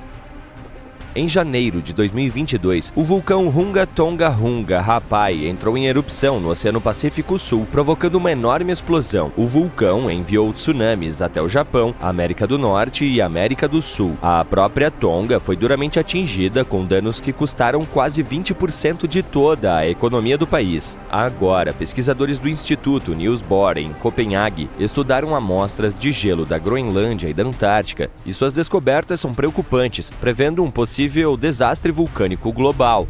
Eles dizem que há uma chance real de uma erupção muito maior, de 10 a 100 vezes maior do que a de Tonga. No passado, erupções desse tamanho costumavam mudar o clima e até mesmo causar o colapso de civilizações. Apesar dos riscos futuros de erupções vulcânicas, os especialistas dizem que o mundo não está preparado. Michael Cassidy, vulcanólogo da Universidade de Birmingham, alerta para o fato de que não há esforços suficientes para lidar com um desastre como esse. Ele diz que a NASA e outras agências espaciais gastam bilhões na defesa contra asteroides. Ao mesmo tempo, uma supererupção vulcânica é muito mais provável do que o impacto de asteroide. E no momento, não há um plano global para lidar com uma erupção maciça, embora ela provavelmente seja muito mais destrutiva. A última erupção de magnitude 7 ocorreu em 1815 no Monte Tambora, na Indonésia. Nessa ocasião, milhares de pessoas perderam suas vidas em apenas alguns dias. O desastre também perturbou o clima e causou escassez de alimentos em todo o mundo, afetando milhões de pessoas. Essa erupção foi a maior já registrada na história. Ela lançou uma enorme nuvem de partículas no céu. Essas partículas bloquearam a luz solar, resfriaram o planeta e causaram o caos mundial. O ano seguinte à erupção ficou conhecido como o Ano Sem Verão. As temperaturas despencaram, as colheitas fracassaram, a fome se espalhou e uma pandemia de cólera eclodiu, levando à perda de dezenas de milhares de vidas. Um fato chocante: a erupção pode até ter inspirado Mary Shelley a escrever Frankenstein, enquanto estava presa dentro de casa durante o verão excepcionalmente frio de 1816 na Suíça. Desde então, muitos vulcões entraram em erupção, mas nenhum se igualou à escala do Tambora. Agora, mais de 200 anos depois, os cientistas alertam que há uma nova ameaça de supervulcão. Outra erupção maciça pode estar a caminho, e o mundo pode não estar preparado para ela. Portanto, enquanto os cientistas discutem seriamente a probabilidade da próxima erupção vulcânica, os especialistas estão pedindo uma ação urgente para se preparar antes que seja tarde demais. O fato é que uma erupção vulcânica maciça nos dias de hoje poderia ser ainda mais devastadora do que o Ano Sem Verão. Ao contrário daquela época, já estamos lidando com todos os tipos de mudanças climáticas e com um sistema global mais frágil, o que poderia tornar os efeitos ainda piores. O Dr. Michael Rampino, um cientista geológico, adverte que o mundo está mais instável agora, o que significa que uma mega erupção moderna poderia ter consequências ainda mais graves. Mas desta vez, os gases de efeito estufa provenientes de combustíveis fósseis podem tornar as consequências dessa erupção ainda mais frias, em vez de mais quentes. Portanto, estamos falando de atividade vulcânica que coloca a humanidade em perigo. O Dr. Thomas Aubrey, vulcanólogo, descobriu que, em uma atmosfera mais quente e turbulenta, o gás dióxido de enxofre liberado por uma erupção vulcânica se espalharia mais rápido e mais longe do que no passado. Este gás forma aerossóis de sulfato que refletem a luz solar e causam resfriamento global. Como essas partículas minúsculas seriam distribuídas de forma mais uniforme, elas teriam um efeito de resfriamento mais forte do que em 1815. Outro cientista atmosférico de Cambridge explica que o tamanho dessas partículas transportadas pelo ar é importante. Isso afeta a forma como elas absorvem a luz solar e, em um futuro clima mais quente, uma erupção poderia tornar o resfriamento da superfície mais forte em 15%. Ao mesmo tempo, ainda há muitas incógnitas. Cientistas da Universidade de Genebra afirmam que estamos apenas começando a entender os impactos totais de um evento como esse. Também é difícil estimar com precisão os riscos de erupções vulcânicas futuras, pois temos poucos dados sobre erupções mais antigas. Assim, para entender a atividade vulcânica do passado, os pesquisadores analisam núcleos de gelo da Groenlândia e da Antártica, bem como anéis de árvores antigas, que funcionam como registros históricos de mudanças climáticas. Essas medições sugerem que várias erupções nos últimos milhares de anos resfriaram temporariamente o planeta em cerca de 1 a 1,5 graus Celsius. Um dos exemplos mais catastróficos é a erupção de Samalas em 1257 na Indonésia, que foi tão poderosa que provavelmente desencadeou a pequena idade do gelo. foi um período de resfriamento global que durou centenas de anos. Mais recentemente, a erupção do Monte Pinatubo em 1991 nas Filipinas resfriou levemente a Terra por alguns anos. Como essa erupção ocorreu na era dos satélites, os cientistas puderam medir exatamente a quantidade de dióxido de enxofre liberada e como ela afetou a atmosfera. Porém, mesmo com ferramentas modernas como satélites e instrumentos sísmicos, os cientistas ainda têm dificuldades para prever a próxima grande erupção vulcânica. Felizmente, apesar de não podermos prever o momento exato, podemos estudar os piores cenários para ajudar as autoridades a se prepararem. Isso inclui a criação de planos de evacuação e o armazenamento de alimentos para o caso de quebra de safra global causado pelo resfriamento vulcânico. As mudanças nos padrões climáticos podem tornar os vulcões mais ativos. O derretimento das geleiras pode reduzir a pressão sobre o magma subterrâneo, o que aumentará as chances de uma erupção. Além disso, chuvas mais extremas, que estão se tornando cada vez mais comuns, podem se infiltrar nas fendas vulcânicas e causar poderosas explosões a vapor, e isso pode afetar tanto os vulcões ativos quanto os inativos. Devido a esses riscos, os pesquisadores estão agora mapeando os vulcões mais vulneráveis às mudanças climáticas. Seus estudos mostram que a maior ameaça aos supervulcões ocorre em áreas como Islândia, Chile e Indonésia. Esses são lugares onde as geleiras estão derretendo rapidamente ou onde as chuvas estão aumentando drasticamente. Um estudo de 2022 constatou que 716 vulcões em todo o mundo, o que representa cerca de 58% de todos os vulcões ativos conhecidos acima do solo, poderiam ser acionados por chuvas extremas, aumentando a probabilidade de outra mini-idade do gelo. Agora vamos voltar à erupção de Hunga Tonga Hunga Rapai, ocorrida em 15 de janeiro de 2022. Os cientistas confirmaram que ela criou a maior pluma já registrada. O vulcão, localizado debaixo d'água no Pacífico Sul, enviou uma nuvem de cinzas de 57 mil metros de altura, mais alta do que qualquer erupção registrada anteriormente. O que torna essa erupção ainda mais notável é o fato de ter sido a primeira a atingir a mesosfera. Essa é a terceira camada da atmosfera da Terra. A mesosfera começa a cerca de 48.800 metros acima da Terra, onde os meteoros começam a se queimar e criam estrelas cadentes. Para medir a altura da pluma, os pesquisadores da Universidade de Oxford e da Raw Space usaram dados de 3 satélites meteorológicos geoestacionários. Antes disso, o recorde de maior pluma vulcânica era mantido pela erupção do Monte Pinatubo em 1991 nas Filipinas, que atingiu 40 mil metros de altura. É interessante notar que esse tipo de medição só foi possível graças à moderna tecnologia de satélites e, há uma década, ninguém teria conseguido fazer isso.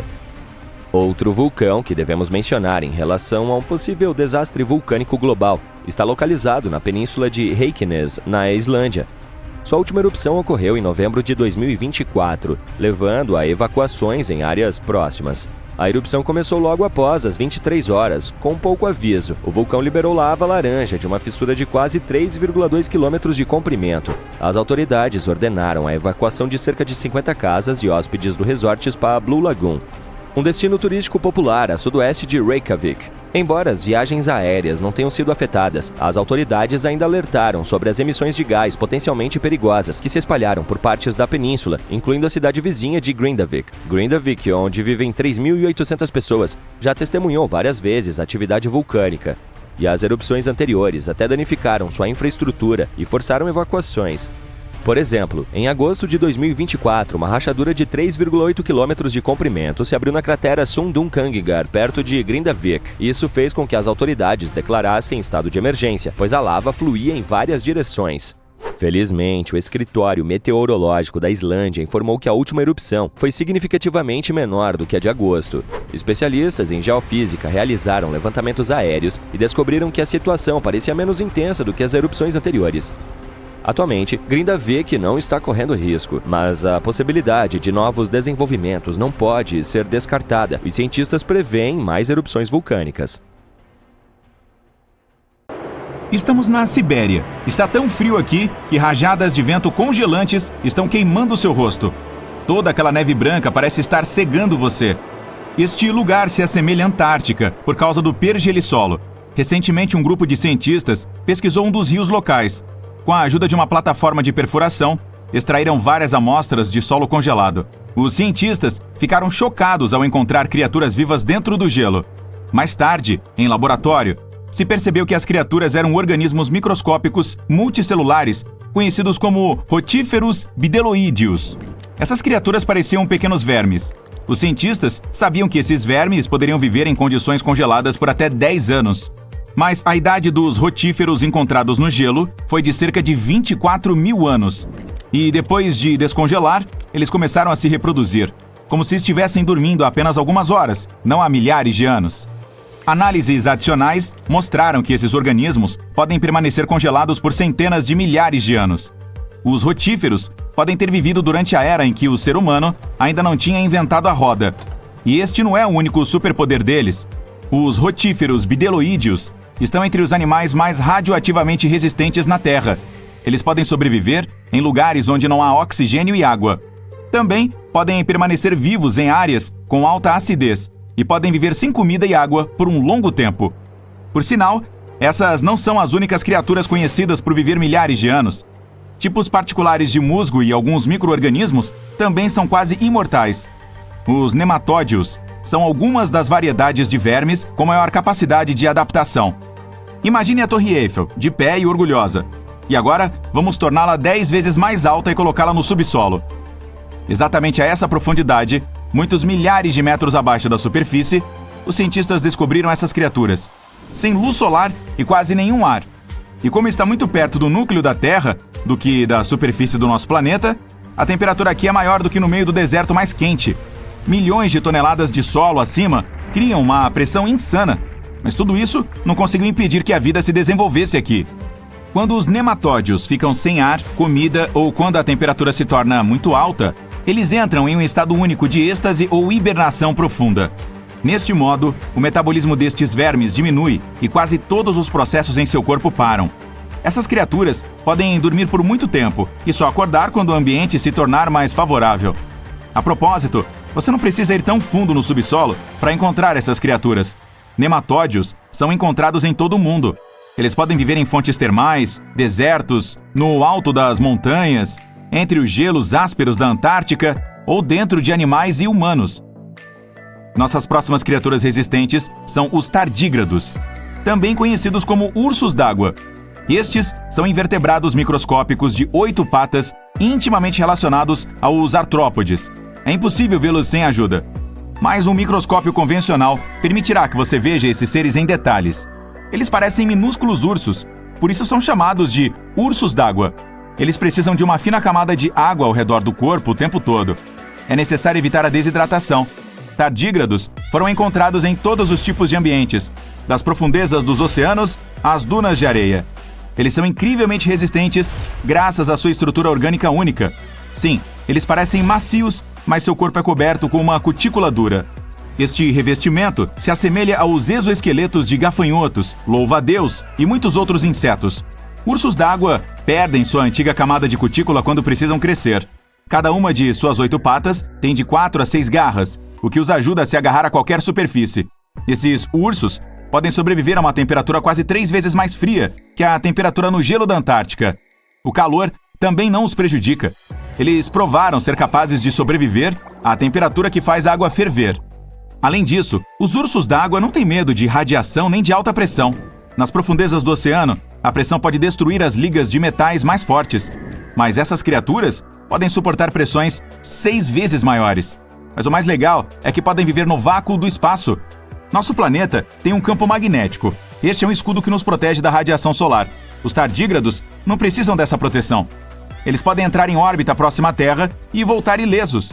Tudo graças a uma proteína que protege seu DNA da radiação ionizante. Com outros organismos imortais, os ursos d'água podem entrar em um estado de criptobiose. Os tardígrados puxam a cabeça e as pernas para dentro do próprio corpo e adormecem. Se as condições ao redor sugerirem congelamento, falta de água ou de oxigênio, eles permanecerão nesta forma de barril até que a situação melhore. Então, esses são organismos tão pequenos que só podem ser vistos através de um microscópio. Mas que tal algo maior? Conheça o diabólico besouro de ferro. Eles vivem no sudoeste dos Estados Unidos e no México. Esses insetos não podem sobreviver a altas temperaturas, viver sem oxigênio ou em condições de aumento da radiação. Mas o seu exoesqueleto é tão resistente que só pode ser perfurado com uma broca ou martelo. Esse exoesqueleto é durável e feito de uma substância especial, quitina. Também pode ser encontrado nos exoesqueletos de caranguejos ou camarões. E ainda assim, a quitina do diabólico besouro de ferro é tão durável que permite que essa criatura suporte o impacto de um carro se movendo em alta velocidade. Em tempos de perigo, eles podem esconder suas antenas e patas fortes em partes especiais do exoesqueleto. Outros animais não podem morder essa armadura, então cospem o besouro e saem para procurar almoço em outro lugar. Assim que o perigo desaparece, o inseto estende as patas novamente e segue a vida. Além disso, a armadura salva os besouros da desidratação, o que é muito útil em áreas quentes do México e sudoeste dos Estados Unidos. Dentro do exoesqueleto, eles podem armazenar umidade. Em outras palavras, esses insetos podem absorver água sempre que a encontrarem e transportar esse líquido dentro de si mesmos. As próximas criaturas são incrivelmente frágeis, mas elas sabem como sobreviver em lugares onde quase nenhum outro animal pode viver. Vamos para o sudoeste da Romênia, perto do Mar Negro. Aqui, em uma planície larga e desolada, você pode notar um poço. Esta é uma mina que leva ao subsolo profundo. O ar na superfície do nosso planeta geralmente contém cerca de 20% de oxigênio, mas na mina são apenas 10%. Dentro da caverna, o ar também tem um conteúdo elevado de sulfeto de hidrogênio e dióxido de carbono. As pessoas não conseguem respirar lá sem um tanque de oxigênio. Provavelmente podemos dizer que a água e o ar lá estão envenenados. Quase nenhum animal seria capaz de sobreviver nessas condições. Ainda assim, 48 espécies de organismos vivos foram encontradas nesta caverna. 33 delas são espécies recém-descobertas. E não são apenas micróbios ou bactérias que não podem ser vistos sem um microscópio. Algo maior mora aqui. Estranhos caracóis brancos rastejam pelas paredes das minas. Camarões transparentes e um monte de sanguessugas desconhecidas nadam na água. Centopeias brancas com antenas enormes e aranhas brancas assustadoras correm pelo chão. E todos eles crescem aqui há quase 5 milhões de anos. Você pode notar um escorpião aquático e outra espécie não identificada deste animal. Não se parece com seus parentes que vivem em areias quentes ou florestas tropicais. Nenhuma criatura viva aqui parece normal. Todos os animais são brancos ou transparentes. Eles não têm olhos, mas estão equipados com patas longas e antenas que os ajudam a navegar neste espaço escuro. Quanto mais fundo você entra na caverna, menos oxigênio o ar contém. Mas o número de organismos vivos aumenta. O ar é preenchido com metano e dióxido de carbono. Todos os habitantes desta caverna nunca viram a luz do sol e nunca saíram das trevas. Parece impossível sobreviver em condições em que as plantas não produzem oxigênio. A resposta para a questão de sua sobrevivência está escondida em um pequeno lago. A superfície da água é coberta com uma espuma estranha. Se você olhar de perto, poderá ver que essa substância branca está viva. Assemelha-se a papel molhado macio, que é fácil de rasgar. Essa coisa é, na verdade, bilhões de organismos vivos, bactérias chamadas autótrofas. Há muito mais dióxido de carbono na caverna do que lá fora, e essas bactérias, como as plantas, o absorvem. Mas elas não fazem isso com a ajuda da fotossíntese, o que significa que não precisam de luz solar. Elas usam água para a quimiossíntese. O que essas bactérias secretam é alimento para outras bactérias. E essas outras bactérias são alimento para criaturas maiores. Um ciclo alimentar que você não consegue encontrar em nenhum outro lugar do planeta. Em um parque canadense congelado, bem escondido sob camadas espessas de gelo, alguns cientistas descobriram um esqueleto bizarro que chamaram de dragão congelado. O esqueleto estava ali sob o gelo havia milhares de anos. Os especialistas levaram décadas para descobrir qual era a espécie desse estranho fóssil. E foi identificada como um novo gênero de pterossauro, que era um réptil gigante e voador com uma envergadura de asas de mais de 5 metros. A cabeça era 3,5 vezes maior que o corpo. Os pterossauros viveram 76 milhões de anos atrás, sobrevoando os demais dinossauros. Os cientistas os descreveram como os maiores, mais cruéis e mais bizarros animais que voam. O novo gênero foi chamado de Cryodracon boreas, cuja tradução é dragão congelado dos ventos do norte. Em 2013, um jovem montanhista estava escalando uma das montanhas mais altas da Europa Ocidental, o Mont Blanc. Ele viu uma caixa estranha de metal saindo da neve. O cara fez um esforço danado para abri-la e viu que ela estava cheia de rubis, esmeraldas e safiras. E entregou o tesouro imediatamente para as autoridades. No fim das contas, descobriu-se que a caixa provavelmente pertencia a um passageiro de um dos 2 voos da Índia que se chocou contra a montanha mais de 50 anos atrás. O conteúdo foi avaliado em mais de $200 mil e as autoridades ainda estão à procura do herdeiro dessa pequena arca do tesouro. No noroeste da Sibéria, em 2007, um criador de renas estava passeando com seus filhos ao ar livre quando viu uma coisa estranha no gelo. O homem percebeu que era um filhote de mamute e ligou imediatamente para o museu local. A criatura foi chamada de Liuba e considerada a múmia de mamute mais preservada do mundo no momento da descoberta. Liuba ficou sob o gelo durante 41.800 anos e tinha entre 30 e 35 dias. Da tromba até a cauda, tem quase o mesmo tamanho de um filhote grande. Se você quiser ver esse animal de perto, saiba que a Liuba fica em exposição em vários museus do mundo todo. No continente gélido da Antártica, coberto por camadas de gelo e neve, está o Monte Erebo, um vulcão congelado. Ele foi descoberto no meio de uma erupção em 1841 por exploradores em uma expedição.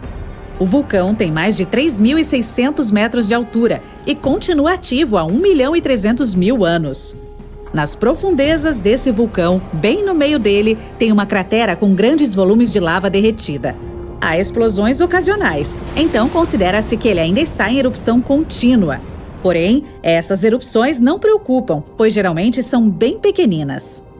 Lá atrás, em 1991, 2 escaladores estavam viajando pelos Alpes italianos quando se depararam com um corpo. Eles acharam que era de algum escalador que havia se perdido recentemente. A dupla voltou correndo para a base da montanha para avisar sobre o infeliz achado. Assim que todos os restos foram recuperados, ficou claro que o corpo não era nem um pouco recente. Os cientistas determinaram que o Homem do Gelo tinha mais de 5.000 anos e foi chamado de Otzi. Os cientistas nunca haviam visto nada parecido, pois o corpo estava muito bem preservado. Durante anos, Otzi foi estudado pelos cientistas que descobriram que nossos ancestrais têm muito mais coisas em comum conosco do que imaginávamos. Seu corpo estava coberto por pinturas. Pesquisas feitas no conteúdo de seu estômago revelaram que sua última refeição foi uma carne seca e curada, parecida com o bacon que comemos hoje. O Homem do Gelo tem pelo menos 19 parentes vivos hoje, em alguma parte da Europa Central. Os cientistas estavam pesquisando tocas de esquilos antigos na Sibéria quando encontraram uma coisa interessante. Um dos bichinhos tinha escondido sementes preciosas bem lá no fundo do solo. Elas ficaram encapsuladas no gelo por 32.000 anos. As sementes eram da flor Silene stenophila, que havia sido extinta há muito tempo. O incrível é que os cientistas conseguiram recuperar o tecido da planta de dentro das sementes, formando uma plantação de flores. Desde então, reintroduziram a flor extinta a seus habitats naturais mundo afora. Em 1930, uma equipe de cientistas noruegueses navegava pelo Oceano Ártico, conduzindo uma pesquisa sobre os mares e geleiras. Eles chegaram à Ilha Branca, um território perigoso e congelado em que nenhum humano havia pisado antes. Pelo menos, era o que se pensava na época. Os pesquisadores ficaram em choque ao descobrir a ponta de um pequeno barco saindo da neve. Dentro do barco, encontraram equipamentos científicos e vários itens pessoais congelados, inclusive uma jaqueta bordada com S.A. André. Eles haviam descoberto os destroços da famosa expedição polar da S.A. André. Em 1897, exploradores suecos comandados por André tentaram viajar para o Polo Norte usando um balão de hidrogênio. Desde então, ninguém ouviu mais falar sobre eles. As pessoas só descobriram o que aconteceu quando o barco foi encontrado 33 anos depois. Tudo indica que o balão bateu na Ilha Branca apenas 2 dias depois de partir da Suécia. Os exploradores viajaram perto da ilha em um barco improvisado, mas não conseguiram ir além. O mamute lanoso mais bem preservado encontrado até agora foi descoberto em uma região de Pergelissolo, na Sibéria, em 2010. Os cientistas o chamaram de Yuka, em homenagem ao pequeno vilarejo que fica perto de onde o animal foi descoberto. Ele passou 39.000 anos congelado e acredita-se que tinha entre 6 e 8 anos de idade. Por estar tão bem preservado, vem sendo estudado por anos e está fornecendo novas informações sobre os mamutes. Em 2019, os cientistas anunciaram que conseguiram ativar células tiradas do tecido de Yuka. Isso significa que um dia, talvez, poderemos ver mamutes lanosos habitando a Terra novamente. Olhando as imagens e vídeos da Antártica, o continente parece ser congelante, coberto por neve, além de ser plano, exceto por alguns montes pequenos. Os cientistas acreditavam nisso também, quando foram estudar as montanhas Gemburtsev. No começo dos anos 2000, ficaram chocados ao descobrir que os pequenos montes de rocha eram, na verdade, o pico de uma cordilheira gigante que estava sob mais de 1.000 metros de neve. Usando a tecnologia de radar, descobriram que as montanhas têm cerca de 3.000 metros de altura e uma extensão de 1.200 quilômetros. Ou seja, são do mesmo tamanho dos Alpes europeus, só que escondidas sob toneladas de gelo e neve. Em uma mina de ouro na Sibéria, um empresário estava examinando um rio próximo quando viu uma coisa interessante no gelo. Era um pequeno rinoceronte lanudo que mais tarde foi batizado de Sasha. Essa espécie estava extinta havia 15.000 anos. Acredita-se que Sasha pode ter ficado congelado por até 39.000 anos. Ele é muito especial, pois é o único rinoceronte lanudo de corpo inteiro já descoberto. As geleiras ao redor da cidade de Pelo, no norte da Itália, começaram a derreter. Artefatos de décadas e até séculos atrás foram descobertos sob o gelo. Pertences pessoais de soldados foram encontrados, como diários, fotografias e até cartas de amor. Os historiadores até conseguiram tirar uma cabine inteira que estava preservada sob o gelo. Ela estava cheia de capacetes e roupas feitos de metal pesado. Em 1845, John Franklin embarcou em uma expedição para o Polo Norte. A tripulação viajou em 2 navios, o HMS Erebus e o ironicamente chamado de HMS Terror. A expedição acabou em desastre e as 2 embarcações se perderam nas águas geladas. Em 2016, o HMS Terror foi descoberto por uma equipe de pesquisadores. Apesar de ter ficado perdido por 170 anos, as águas congelantes o mantiveram em condições perfeitas. Os cientistas descreveram a embarcação como congelada no tempo. Os pratos e copos ainda estavam nas prateleiras, as camas e mesas estavam em ordem, e até as bagagens dos passageiros pareciam preservadas. O HMS Erebus também foi descoberto ali perto, mas por causa das mudanças de temperatura da água, ele não estava em boas condições. O gelo glacial que rodeia uma passagem usada pelos vikings entre montanhas na Noruega escondia centenas de artefatos antigos. Um deles era uma caixa de madeira soldada. Os pesquisadores não conseguiam conter a ansiedade em abri-la. Eles achavam que ela estaria cheia de tesouros vikings ou artefatos que nos dariam mais informações sobre aquela antiga sociedade. Mas dentro dela só havia uma vela antiga feita de cera de abelha. E parece que essa caixa não era tão antiga quanto se pensava.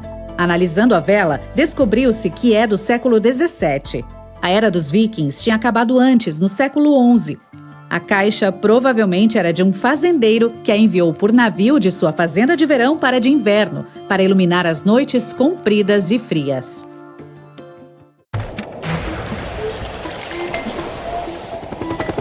Não há muito o que fazer na Antártica, exceto o trabalho científico.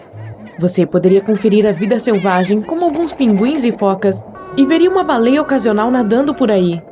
A Antártica é uma das maiores terras no nosso planeta, que só é habitada por cientistas e pesquisadores de todo o mundo. Esses cientistas cavaram um buraco através de um gelo bastante espesso para estudar o ar antigo e como a atmosfera se limpa. Eles usaram uma broca especial e cavaram um furo cilíndrico 140 metros abaixo da superfície. Parte desse gelo pode ter até 800.000 anos e é um bom indicador de como era o clima no passado. É como verificar anéis de árvores para determinar quantos anos tem uma determinada árvore, só que é um pouco mais complicado do que isso. Após a escavação, eles decidiram jogar um pouco de gelo no fundo do buraco para ver o que aconteceria a seguir. Foi então que ouviram alguns sons realmente incomuns. Parecia que os cientistas estavam em uma nave espacial viajando por um monte de obstáculos com muitas rochas esmagando umas às outras. Os barulhos mudaram ao longo da rápida descida do bloco de gelo, variando de uma tonalidade aguda e terminando com um som de batimento cardíaco grave. Os cientistas ficaram intrigados quando ouviram esse som pela primeira vez e jogaram mais um pouco de gelo apenas para descobrir que o mesmo tipo de som seria produzido, só que com algumas variações. Eles não sabiam dizer o que havia lá embaixo, E mais importante, por que esses sons eram produzidos. A Antártica possui alguns vulcões, muitos dos quais estão sob camadas de gelo super grossas. Os cientistas descobriram 91 vulcões e alegaram que poderia haver mais, potencialmente tornando-se a região vulcânica mais extensa do mundo.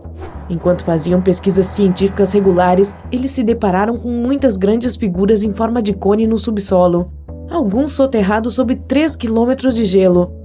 Alguns dos picos tinham mais de 900 metros de altura e dezenas de quilômetros de diâmetro.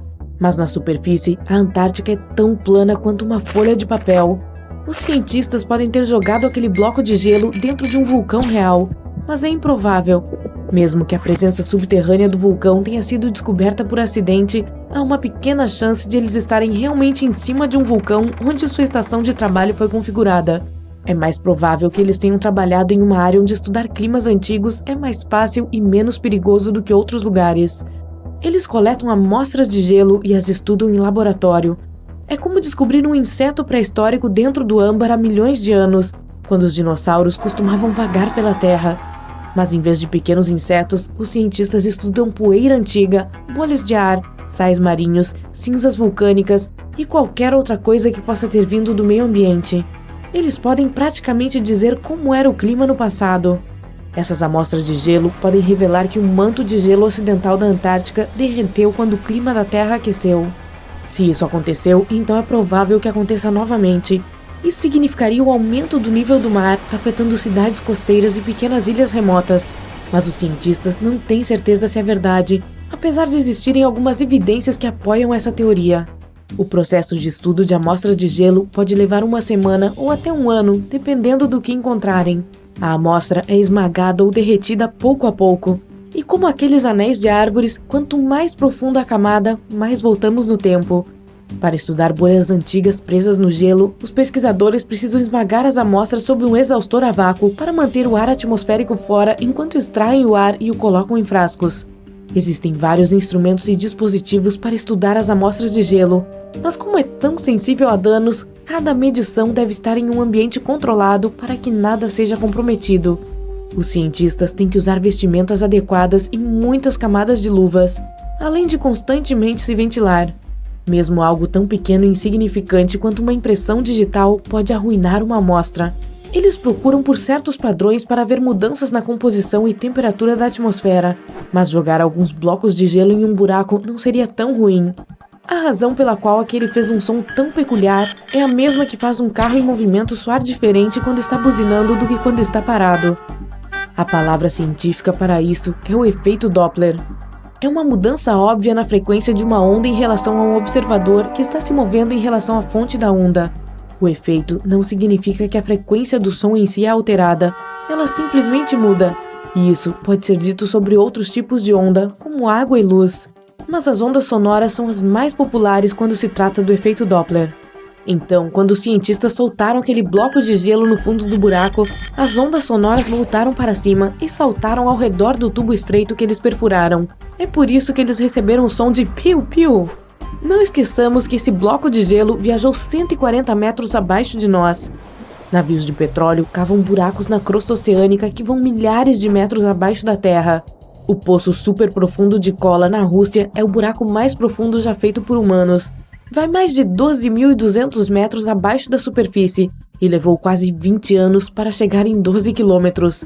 Abaixo dele está apenas metade da distância até o manto.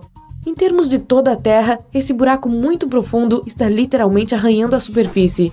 Este não era um buraco para cavar petróleo e também não estava no oceano. A perfuração foi interrompida em 1992, quando os engenheiros descobriram que as temperaturas estavam 37 graus Celsius mais altas do que haviam previsto. E então, o projeto foi abandonado e é apenas um buraco estéril agora. Mas esse é o mais próximo que cavamos do centro do planeta. O assustador é que alguns dos trabalhadores do local podiam ouvir vozes vindas de seu interior. No Iêmen, existe um antigo buraco de Barhout, no leste do país, no meio do deserto. Na verdade, está mais perto de Omã do que da capital Sanaa. Esse buraco confundiu especialistas e moradores locais. Ao contrário dos buracos na Rússia e na Antártica, ele não foi feito pelo homem. Ou foi? já existe há muitos anos e os moradores locais tentam manter distância dele. Eles nem gostam de falar sobre o poço, já que afirmam que traz má sorte para aqueles ao seu redor ou para quem pronuncia seu nome. Eles afirmam que foi criado como uma prisão para espíritos, mas muitos descartam isso. O buraco tem 30 metros de largura e algo entre 100 e 200 metros de profundidade. Você também pode ouvir sons estranhos vindos do seu interior. Mas, de acordo com alguns cientistas, o poço tem pouca ou nenhuma ventilação e mal tem oxigênio lá embaixo. Portanto, é improvável que alguém ou alguma coisa viva lá. Foram captados alguns sons de resmungos baixos em março de 2016 na Depressão Challenger, que fica na Fossa das Marianas. Alguns desses resmungos foram seguidos por gritos. Esses sons foram captados por um período de semanas, usando um microfone encapsulado em titânio para que a imensa pressão do ponto mais baixo da Terra não o esmagasse. Ele teve que ser baixado lentamente, já que lá tem 1000 vezes a pressão atmosférica do nível do mar. Durante 23 dias inteiros, o microfone gravou sons típicos de baleias passando e barcos navegando em cima, e até estrondos de terremotos próximos. Mas eles ainda não conseguiram determinar o que causou aqueles sons iniciais. Os pesquisadores não conseguiam entender se o barulho do fundo da Fossa das Marianas era causado por humanos ou era natural. Eles também queriam saber se esses sons afetavam a vida marinha, como golfinhos e baleias que dependem da ecolocalização, mas ainda não conseguiram descobrir. Os cientistas estimam que o oceano é cerca de 10 vezes mais barulhento do que era há 50 anos. Com os desenvolvimentos tecnológicos na navegação, submarinos e construção subaquática, o oceano só ficará mais e mais barulhento com o tempo. As auroras boreais vêm com sons dos quais ninguém fala. Eles geralmente são audíveis quando as auroras estão em sua presença mais poderosa. Os cientistas sempre ficaram intrigados com o que causa o fraco estalo e crepitar, mesmo estando muito acima de nós. Usando microfones especiais, descobriram que os sons vinham de apenas 70 metros acima de nós, o que é bem baixo. Eles são causados por cargas elétricas ganhando energia em uma região específica das auroras. As cargas elétricas são perturbadas por tempestades magnéticas que criam as auroras boreais. Como resultado, algumas pequenas faíscas são liberadas na atmosfera, causando fraco ruído de crepitação e estalo. Era o início do século XX e dois rivais, Robert Scott e Roald Amundsen, iniciaram suas expedições para se tornarem as primeiras pessoas na história a chegar ao Polo Sul. A corrida não foi fácil e terminou de forma trágica para Scott. Amundsen venceu e montou sua barraca no polo antes de seus rivais. Um membro da expedição de Scott, conhecida como Terra Nova, o geólogo britânico Thomas Griffith Taylor, não apenas sobreviveu às condições adversas, mas também fez uma descoberta inesperada. Em 1911, ele encontrou uma cachoeira do que parecia ser sangue na base rochosa da geleira, que agora leva seu nome. Os cientistas precisaram de mais de um século para descobrir o que está por trás dessa coloração sinistra. Uma equipe de cientistas americanos viajou para a geleira Taylor com poderosos microscópios eletrônicos para analisar seu conteúdo. Estudos anteriores haviam arranhado a superfície do enigma carmesim, mas ninguém havia feito uma análise em grande escala de sua composição mineralógica. Esses pesquisadores lançaram mão de todo um arsenal de equipamentos analíticos e detectaram pequenas nanoesferas ricas em ferro. Essas partículas minúsculas, com 1/100º do tamanho das células vermelhas do sangue humano, são originárias de micróbios antigos.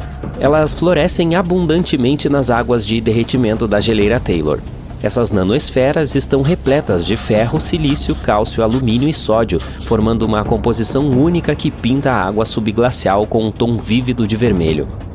Essas nanoesferas não têm a estrutura cristalina usual encontrada nos minerais, razão pela qual os métodos de detecção anteriores não conseguiram detectá-las. As profundezas geladas da geleira Taylor abrigam uma antiga comunidade microbiana que prosperou em isolamento por milhares ou possivelmente até milhões de anos. Essa descoberta pode nos ajudar na busca por vida fora da Terra. O Dr. Ken Levy, cientista pesquisador da Universidade Johns Hopkins, tem uma experiência impressionante em materiais planetários e na análise de amostras marcianas. Ele decidiu descobrir o que aconteceria se um Mars Rover aterrissasse na Antártica. Será que ele conseguiria descobrir o que torna as cataratas de sangue tão fascinantemente vermelhas? Assim, os pesquisadores trataram as Blood Falls como um local de pouso marciano simulado. Eles usaram técnicas inspiradas nos rovers que exploram o planeta vermelho. As amostras coletadas foram enviadas para as instalações de processamento da Johns Hopkins. Lá, Liv liberou o poder da microscopia eletrônica de transmissão e revelou as enigmáticas nanoesferas. Ele chegou à conclusão de que nossos métodos atuais de análise das superfícies de outros planetas com rovers são insuficientes. Eles não conseguem desvendar a verdadeira natureza dos materiais ambientais, especialmente em planetas frios como Marte. Esses materiais podem ser muito pequenos e não cristalinos, o que atrapalha nossos métodos de detecção. Para realmente compreender a essência dos planetas rochosos, precisaremos de microscópios eletrônicos de transmissão. Colocar um deles em um Mars Rover ainda não é viável, mas pode significar o início de uma nova era na exploração espacial. Você já viu uma cachoeira em chamas? Todo mês de fevereiro, quando as estrelas se alinham da maneira certa, a cachoeira Horsetail, no Parque Nacional de Yosemite, recebe uma transformação sensacional. Quando o sol se põe, seus raios atingem a cachoeira no ângulo perfeito, transformando-a em uma exibição de tons vibrantes de laranja e vermelho. Não sabemos exatamente quem e quando se descobriu esse milagre natural. É possível que os habitantes originais do vale soubessem de sua existência, mas não divulgaram. Foi somente em 1973 que o fotógrafo Galen Rowell tirou a primeira foto conhecida da cachoeira, trazendo-a para o centro das atenções. Desde então, a Firefall se tornou uma sensação global, espalhando-se como um incêndio nas mídias sociais e atraindo multidões de todos os lugares. Essa magnífica cascata atrai centenas de espectadores todos os anos, mas eles só podem ver o espetáculo sob certas condições. Em primeiro lugar, a Horsetail Fall precisa de um riacho caudaloso. Se não houver neve suficiente em fevereiro, a cachoeira não terá água para criar a mágica. As temperaturas devem ser quentes para derreter a camada de neve durante o dia. Se estiver muito frio, a neve permanecerá congelada e o espetáculo de fogo não se acenderá. Em segundo lugar, precisamos de um céu limpo no oeste ao pôr do sol. Os raios de sol precisam de um caminho reto para atingir o Horsetail Fall e fazer com que ele ganhe vida. E como o clima em Yosemite está sempre mudando, as nuvens podem se dissipar magicamente bem na hora do show. Se todas as condições estiverem corretas, você testemunhará a Yosemite Firefall em toda a sua glória por cerca de 10 minutos. O mistério das pedras de vela no Parque Nacional do Vale da Morte, na Califórnia, tem intrigado os cientistas há anos. As pesadas pedras parecem ter vontade própria e se movem pela Racetrack Playa, um leito de lago seco. Elas deixam um rastro na lama rachada. Havia todos os tipos de teorias para explicar esse fenômeno, desde campos magnéticos ou dust devils, que são fortes redemoinhos, até brincadeiras maliciosas. Ninguém realmente testemunhou essas rochas em ação, o que só aumentou o mistério.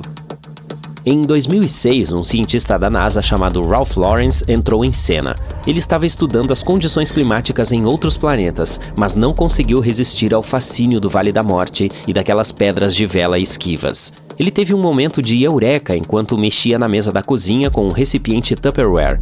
Lawrence encheu o recipiente com água, deixando uma pequena pedra para fora e o colocou no freezer. Em seguida, ele colocou essa construção gelada em uma grande bandeja de água com areia no fundo e soprou suavemente sobre ela. A pedra começou a deslizar pela água, deixando um rastro na areia. Lawrence estava estudando como o gelo pode fazer com que grandes rochas flutuem e se movam ao longo das praias de maré no Mar Ártico. Aplicando esse conhecimento, ele e sua equipe de pesquisa descobriram que, sob certas condições de inverno no Vale da Morte, água e gelo suficientes poderiam se formar para fazer as rochas flutuarem pela Racetrack Playa como uma brisa leve, e ao deslizarem, elas deixavam sua marca no terreno lamacento. O Rio de 5 Cores Caño Cristales, na Colômbia, tem o título não oficial de rio mais bonito do mundo. Na maior parte do ano, ele se parece com qualquer outro rio comum.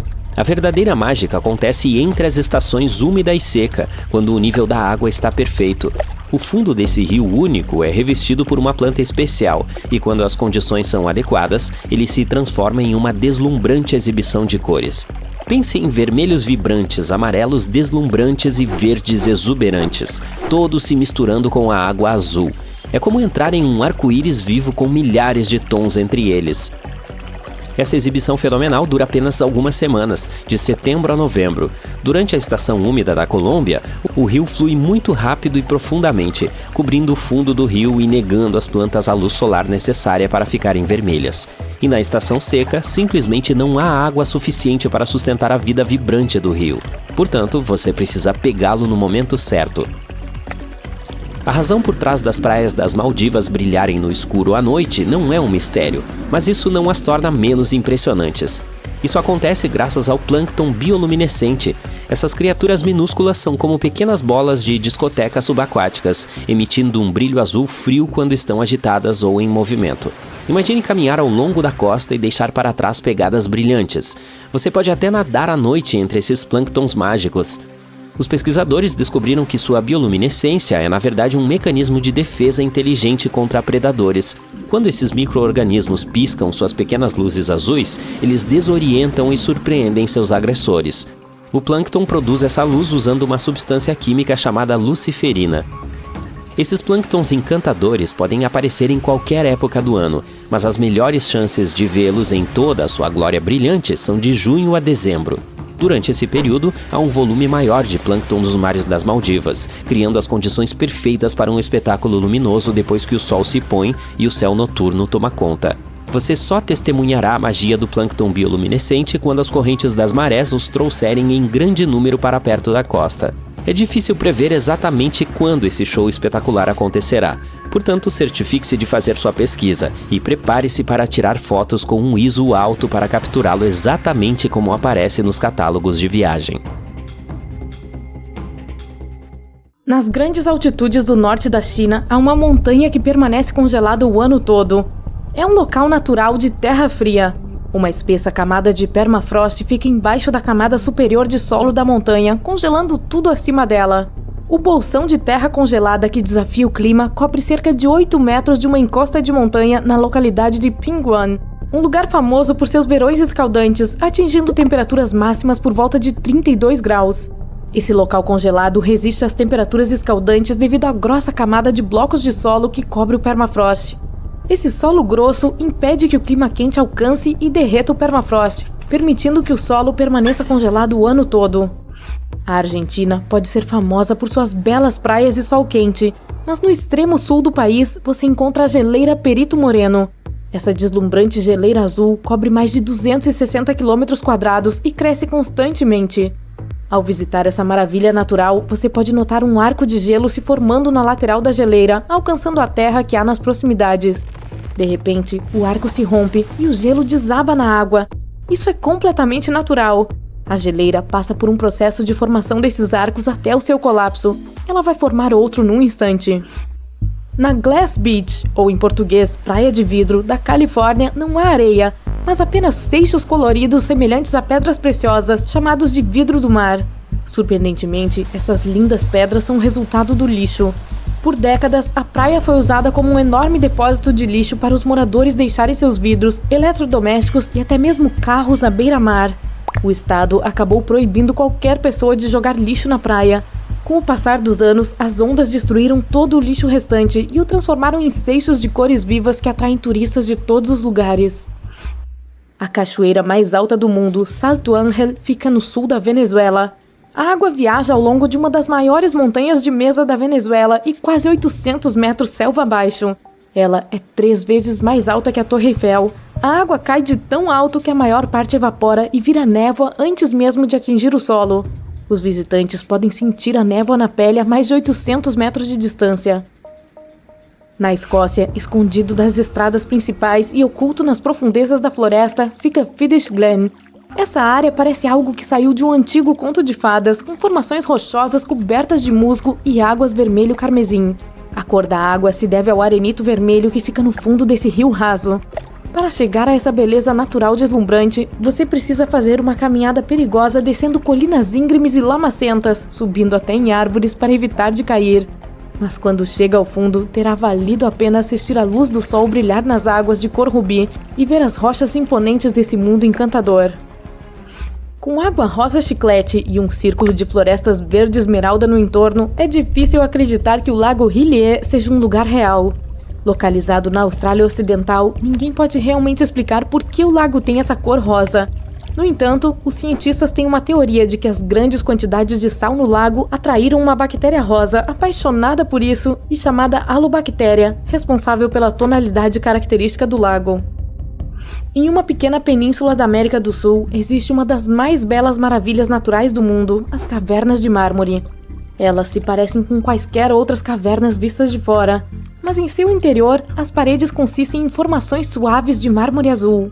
Ao longo de milhares de anos, a água foi fazendo a erosão dos depósitos de mármore dentro delas, formando esse sistema único de cavernas.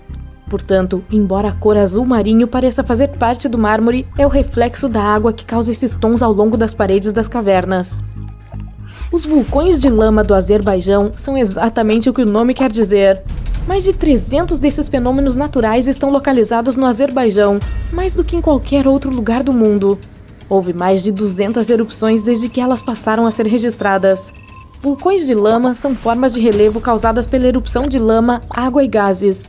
Bolsões de gás se formam no subsolo e forçam a passagem para a superfície, eventualmente entrando em erupção e espalhando lama por toda parte. Esses vulcões podem ser muito perigosos.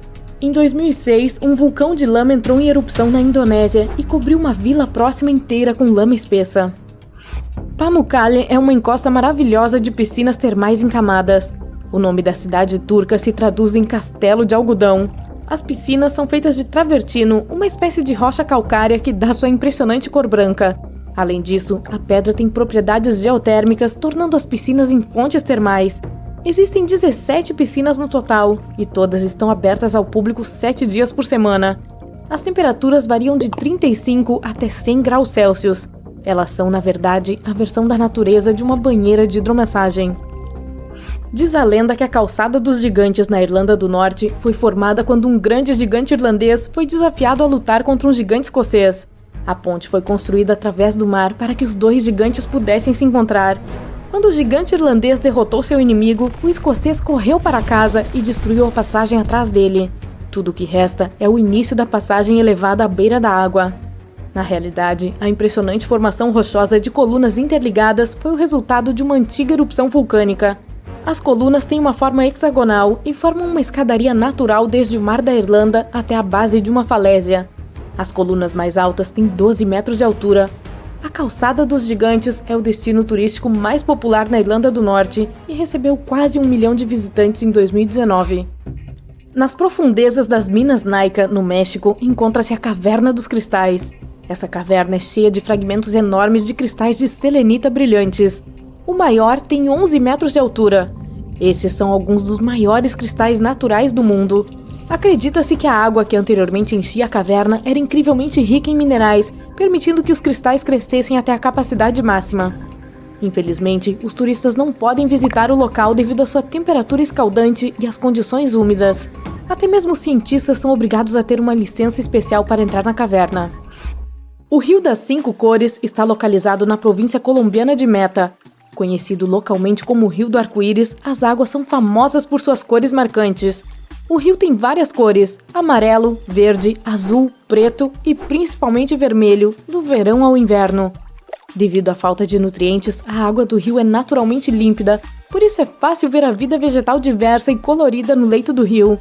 São essas plantas vibrantes que dão às águas suas cores variadas. Na Nova Zelândia, você pode fazer um passeio de barco pelas belas cavernas de Waitomo. As paredes delas brilham como estrelas no céu noturno, mas essas luzes brilhantes não são estrelas, são insetos. Vagalumes luminescentes vivem nas paredes da caverna, dando a ela seu brilho característico. Essa espécie particular de vagalumes não pode ser encontrada em nenhum outro lugar do mundo. Por milhares de anos, as chaminés de fada se destacaram na Capadócia, na Turquia. Essas formações rochosas incomuns são torres de rocha altas e finas que foram inicialmente formadas por lava. A chaminé mais alta tem 40 metros de altura. Os humanos escavaram o interior dessas rochas por centenas de anos para criar moradias. Hoje, você pode visitar um dos muitos hotéis que existem atualmente dentro das chaminés de fada. Wave Rock é um local popular para uma sessão de fotos na Austrália Ocidental. A rocha gigante tem 14 metros de altura e tem o formato de uma onda do mar. Milhões de anos de ventos fortes e chuvas intensas erodiram a rocha na forma de onda que tem hoje. A rocha tem uma mistura impressionante das cores vermelho e cinza causadas pelos minerais que desciam pela rocha. O lugar onde fica Wave Rock se tornou um famoso local de acampamento devido à sua proximidade com belos lagos e uma variedade de vida selvagem. O Parque Geológico Nacional Zhangye, na China, já foi eleito uma das paisagens mais bonitas do mundo.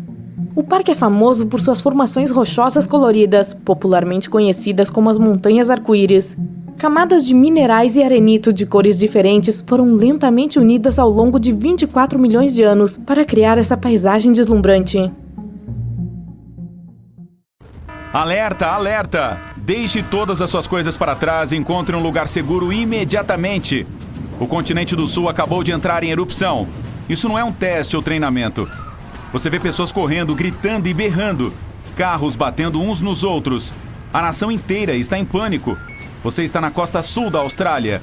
E o céu está preto, se estendendo além do que seus olhos alcançam. Seu amigo no sul da Índia telefona e diz a mesma coisa. Há cinzas no céu e está chovendo bem em você, que ouve estrondos à distância e não é nem culpa do seu estômago. Todo mundo começa a correr para o interior do continente. As nuvens negras engolem tudo que tem à vista. Carros, árvores, edifícios.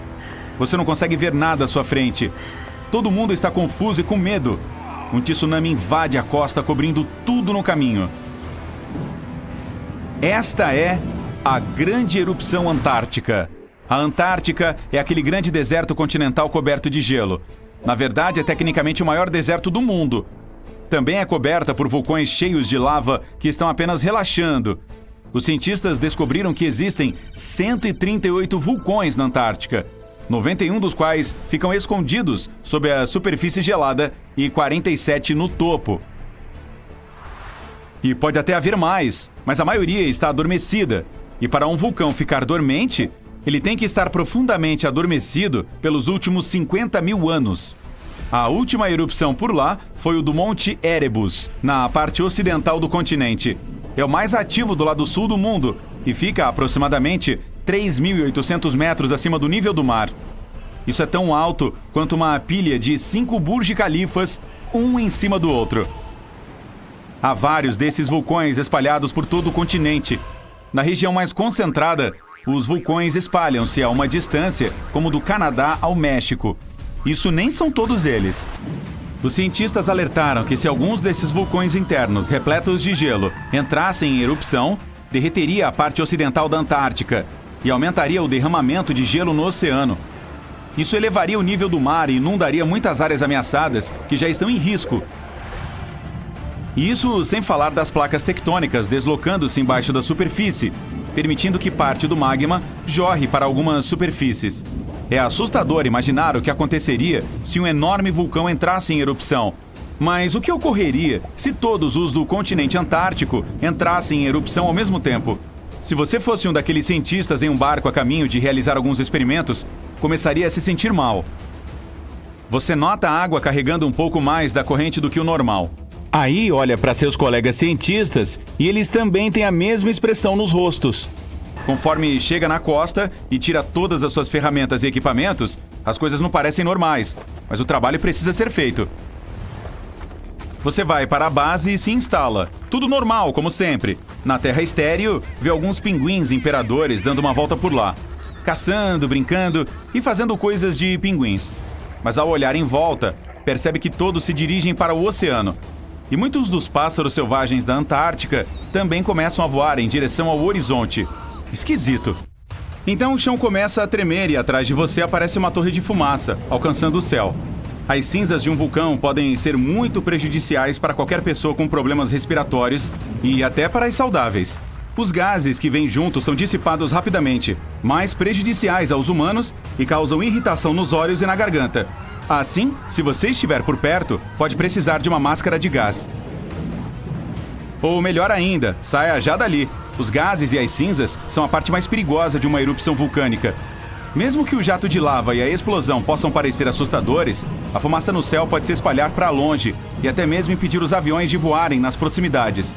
Você olha para os seus colegas cientistas e eles sinalizam que é hora de ir. Faça como uns pinguins e nade.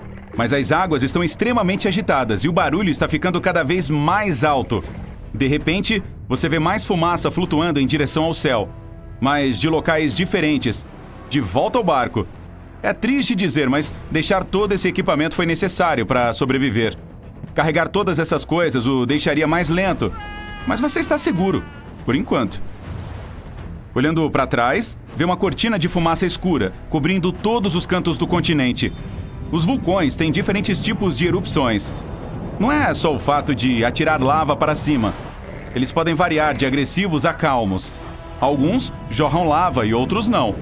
Tudo isso depende do meio ambiente, o número de gases contidos, ou se houver a presença de água subterrânea, e até da composição química do magma. Então, é provável que veja todos os vários tipos de explosões ao seu redor. Você está fora do continente da Antártica, mas cercado por lagoas e calotas polares gigantes, e está fazendo o seu melhor para contorná-las. Mas as cinzas estão caindo ao redor. O céu está escuro enquanto a fumaça bloqueia o sol. As cinzas vulcânicas vêm em todos os tamanhos e podem causar danos diferentes. Desde irritação nos pulmões e olhos até a extinção da vegetação e plantações. E é exatamente isso. Na maioria das vezes, essas cinzas vulcânicas são extremamente espessas. Elas podem até derrubar a cobertura de alguns edifícios se muita cinza for acumulada. Sem mencionar o bloqueio de estradas e o comprometimento da vida aquática. E aquele clarão no céu não é sua imaginação. As nuvens de cinza no céu são tão poderosas que criam campos elétricos capazes de formar tempestades com raios. E podem interferir nos sinais de rádio e até iniciar incêndios. Além disso, são extremamente quentes por si só. Como se esse fluxo de lava não fosse suficiente para iniciar qualquer incêndio. Ah, bom. Mas existem alguns vulcões que são explosivos, e junto com as cinzas ao redor, há pedras voando. Esses detritos superaquecidos caem como meteoroides do céu e podem ser muito perigosos. Você vê as rochas atingirem as calotas polares e a água no seu entorno. Ao chegar a uma região de certa forma segura, você vê os vulcões bem alinhados atrás de você, cuspindo todo aquele fogo vermelho gosmento e espesso. Mas a maré não está extremamente tranquila. Os vulcões próximos aos oceanos e mares podem até causar tsunamis. Ótimo! Terremotos embaixo d'água sacodem o fundo do oceano e produzem ondas grandes e fortes. E nem pense em surfar nelas. Se há vulcões expelindo lava incandescente, então por que todo o gelo da Antártica não derreteu? A resposta está abaixo da superfície da Terra. As placas tectônicas mal se movem por baixo. É bem seguro dizer que estão estáveis. Portanto, para uma área tão grande, sendo o continente mais frio da Terra, os poucos vulcões ativos são insuficientes para derreter todo o gelo. A verdadeira razão pela qual ele está sucumbindo e o nível da água aumentando é a corrente marítima quente ao redor da Antártica. Mas dessa vez, eles estão todos em erupção ao mesmo tempo. Com os vulcões descobertos, quem sabe quantos sobraram no subsolo cobertos de gelo? E essa é a parte assustadora. Alguns estão escondidos tão profundamente embaixo da superfície gelada que agora se aquecem com a lava que jorra. O gelo começa a desestabilizar tudo ao redor. O que fica nos topos começa a rachar, abrindo aos poucos. Como latas gigantes de refrigerante explodindo, a lava dispara das profundezas de neve, causando enormes rachaduras no solo. E então, o magma chega para a festa. Esse visitante indesejado começará a derreter os arredores, fazendo com que o solo se desestabilize ainda mais. Devagar, mas seguramente, o gelo ao redor da Antártica irá derreter. E se isso de fato acontecesse, o nível do mar da Terra subiria cerca de 70 metros. Isso significa que as cidades costeiras ficariam submersas, as correntes marítimas seriam invertidas e os furacões e tufões não parariam. A vida marinha ficaria em perigo e muitas pequenas ilhas desapareceriam completamente. Sem falar na fumaça no ar que daria a volta ao mundo, impedindo muitos voos na região sul. E se os ventos forem fortes o suficiente no mundo inteiro, as economias fracassariam e um pânico mundial começaria. Emergências de saúde o ano todo. Sim, um cenário não muito bom.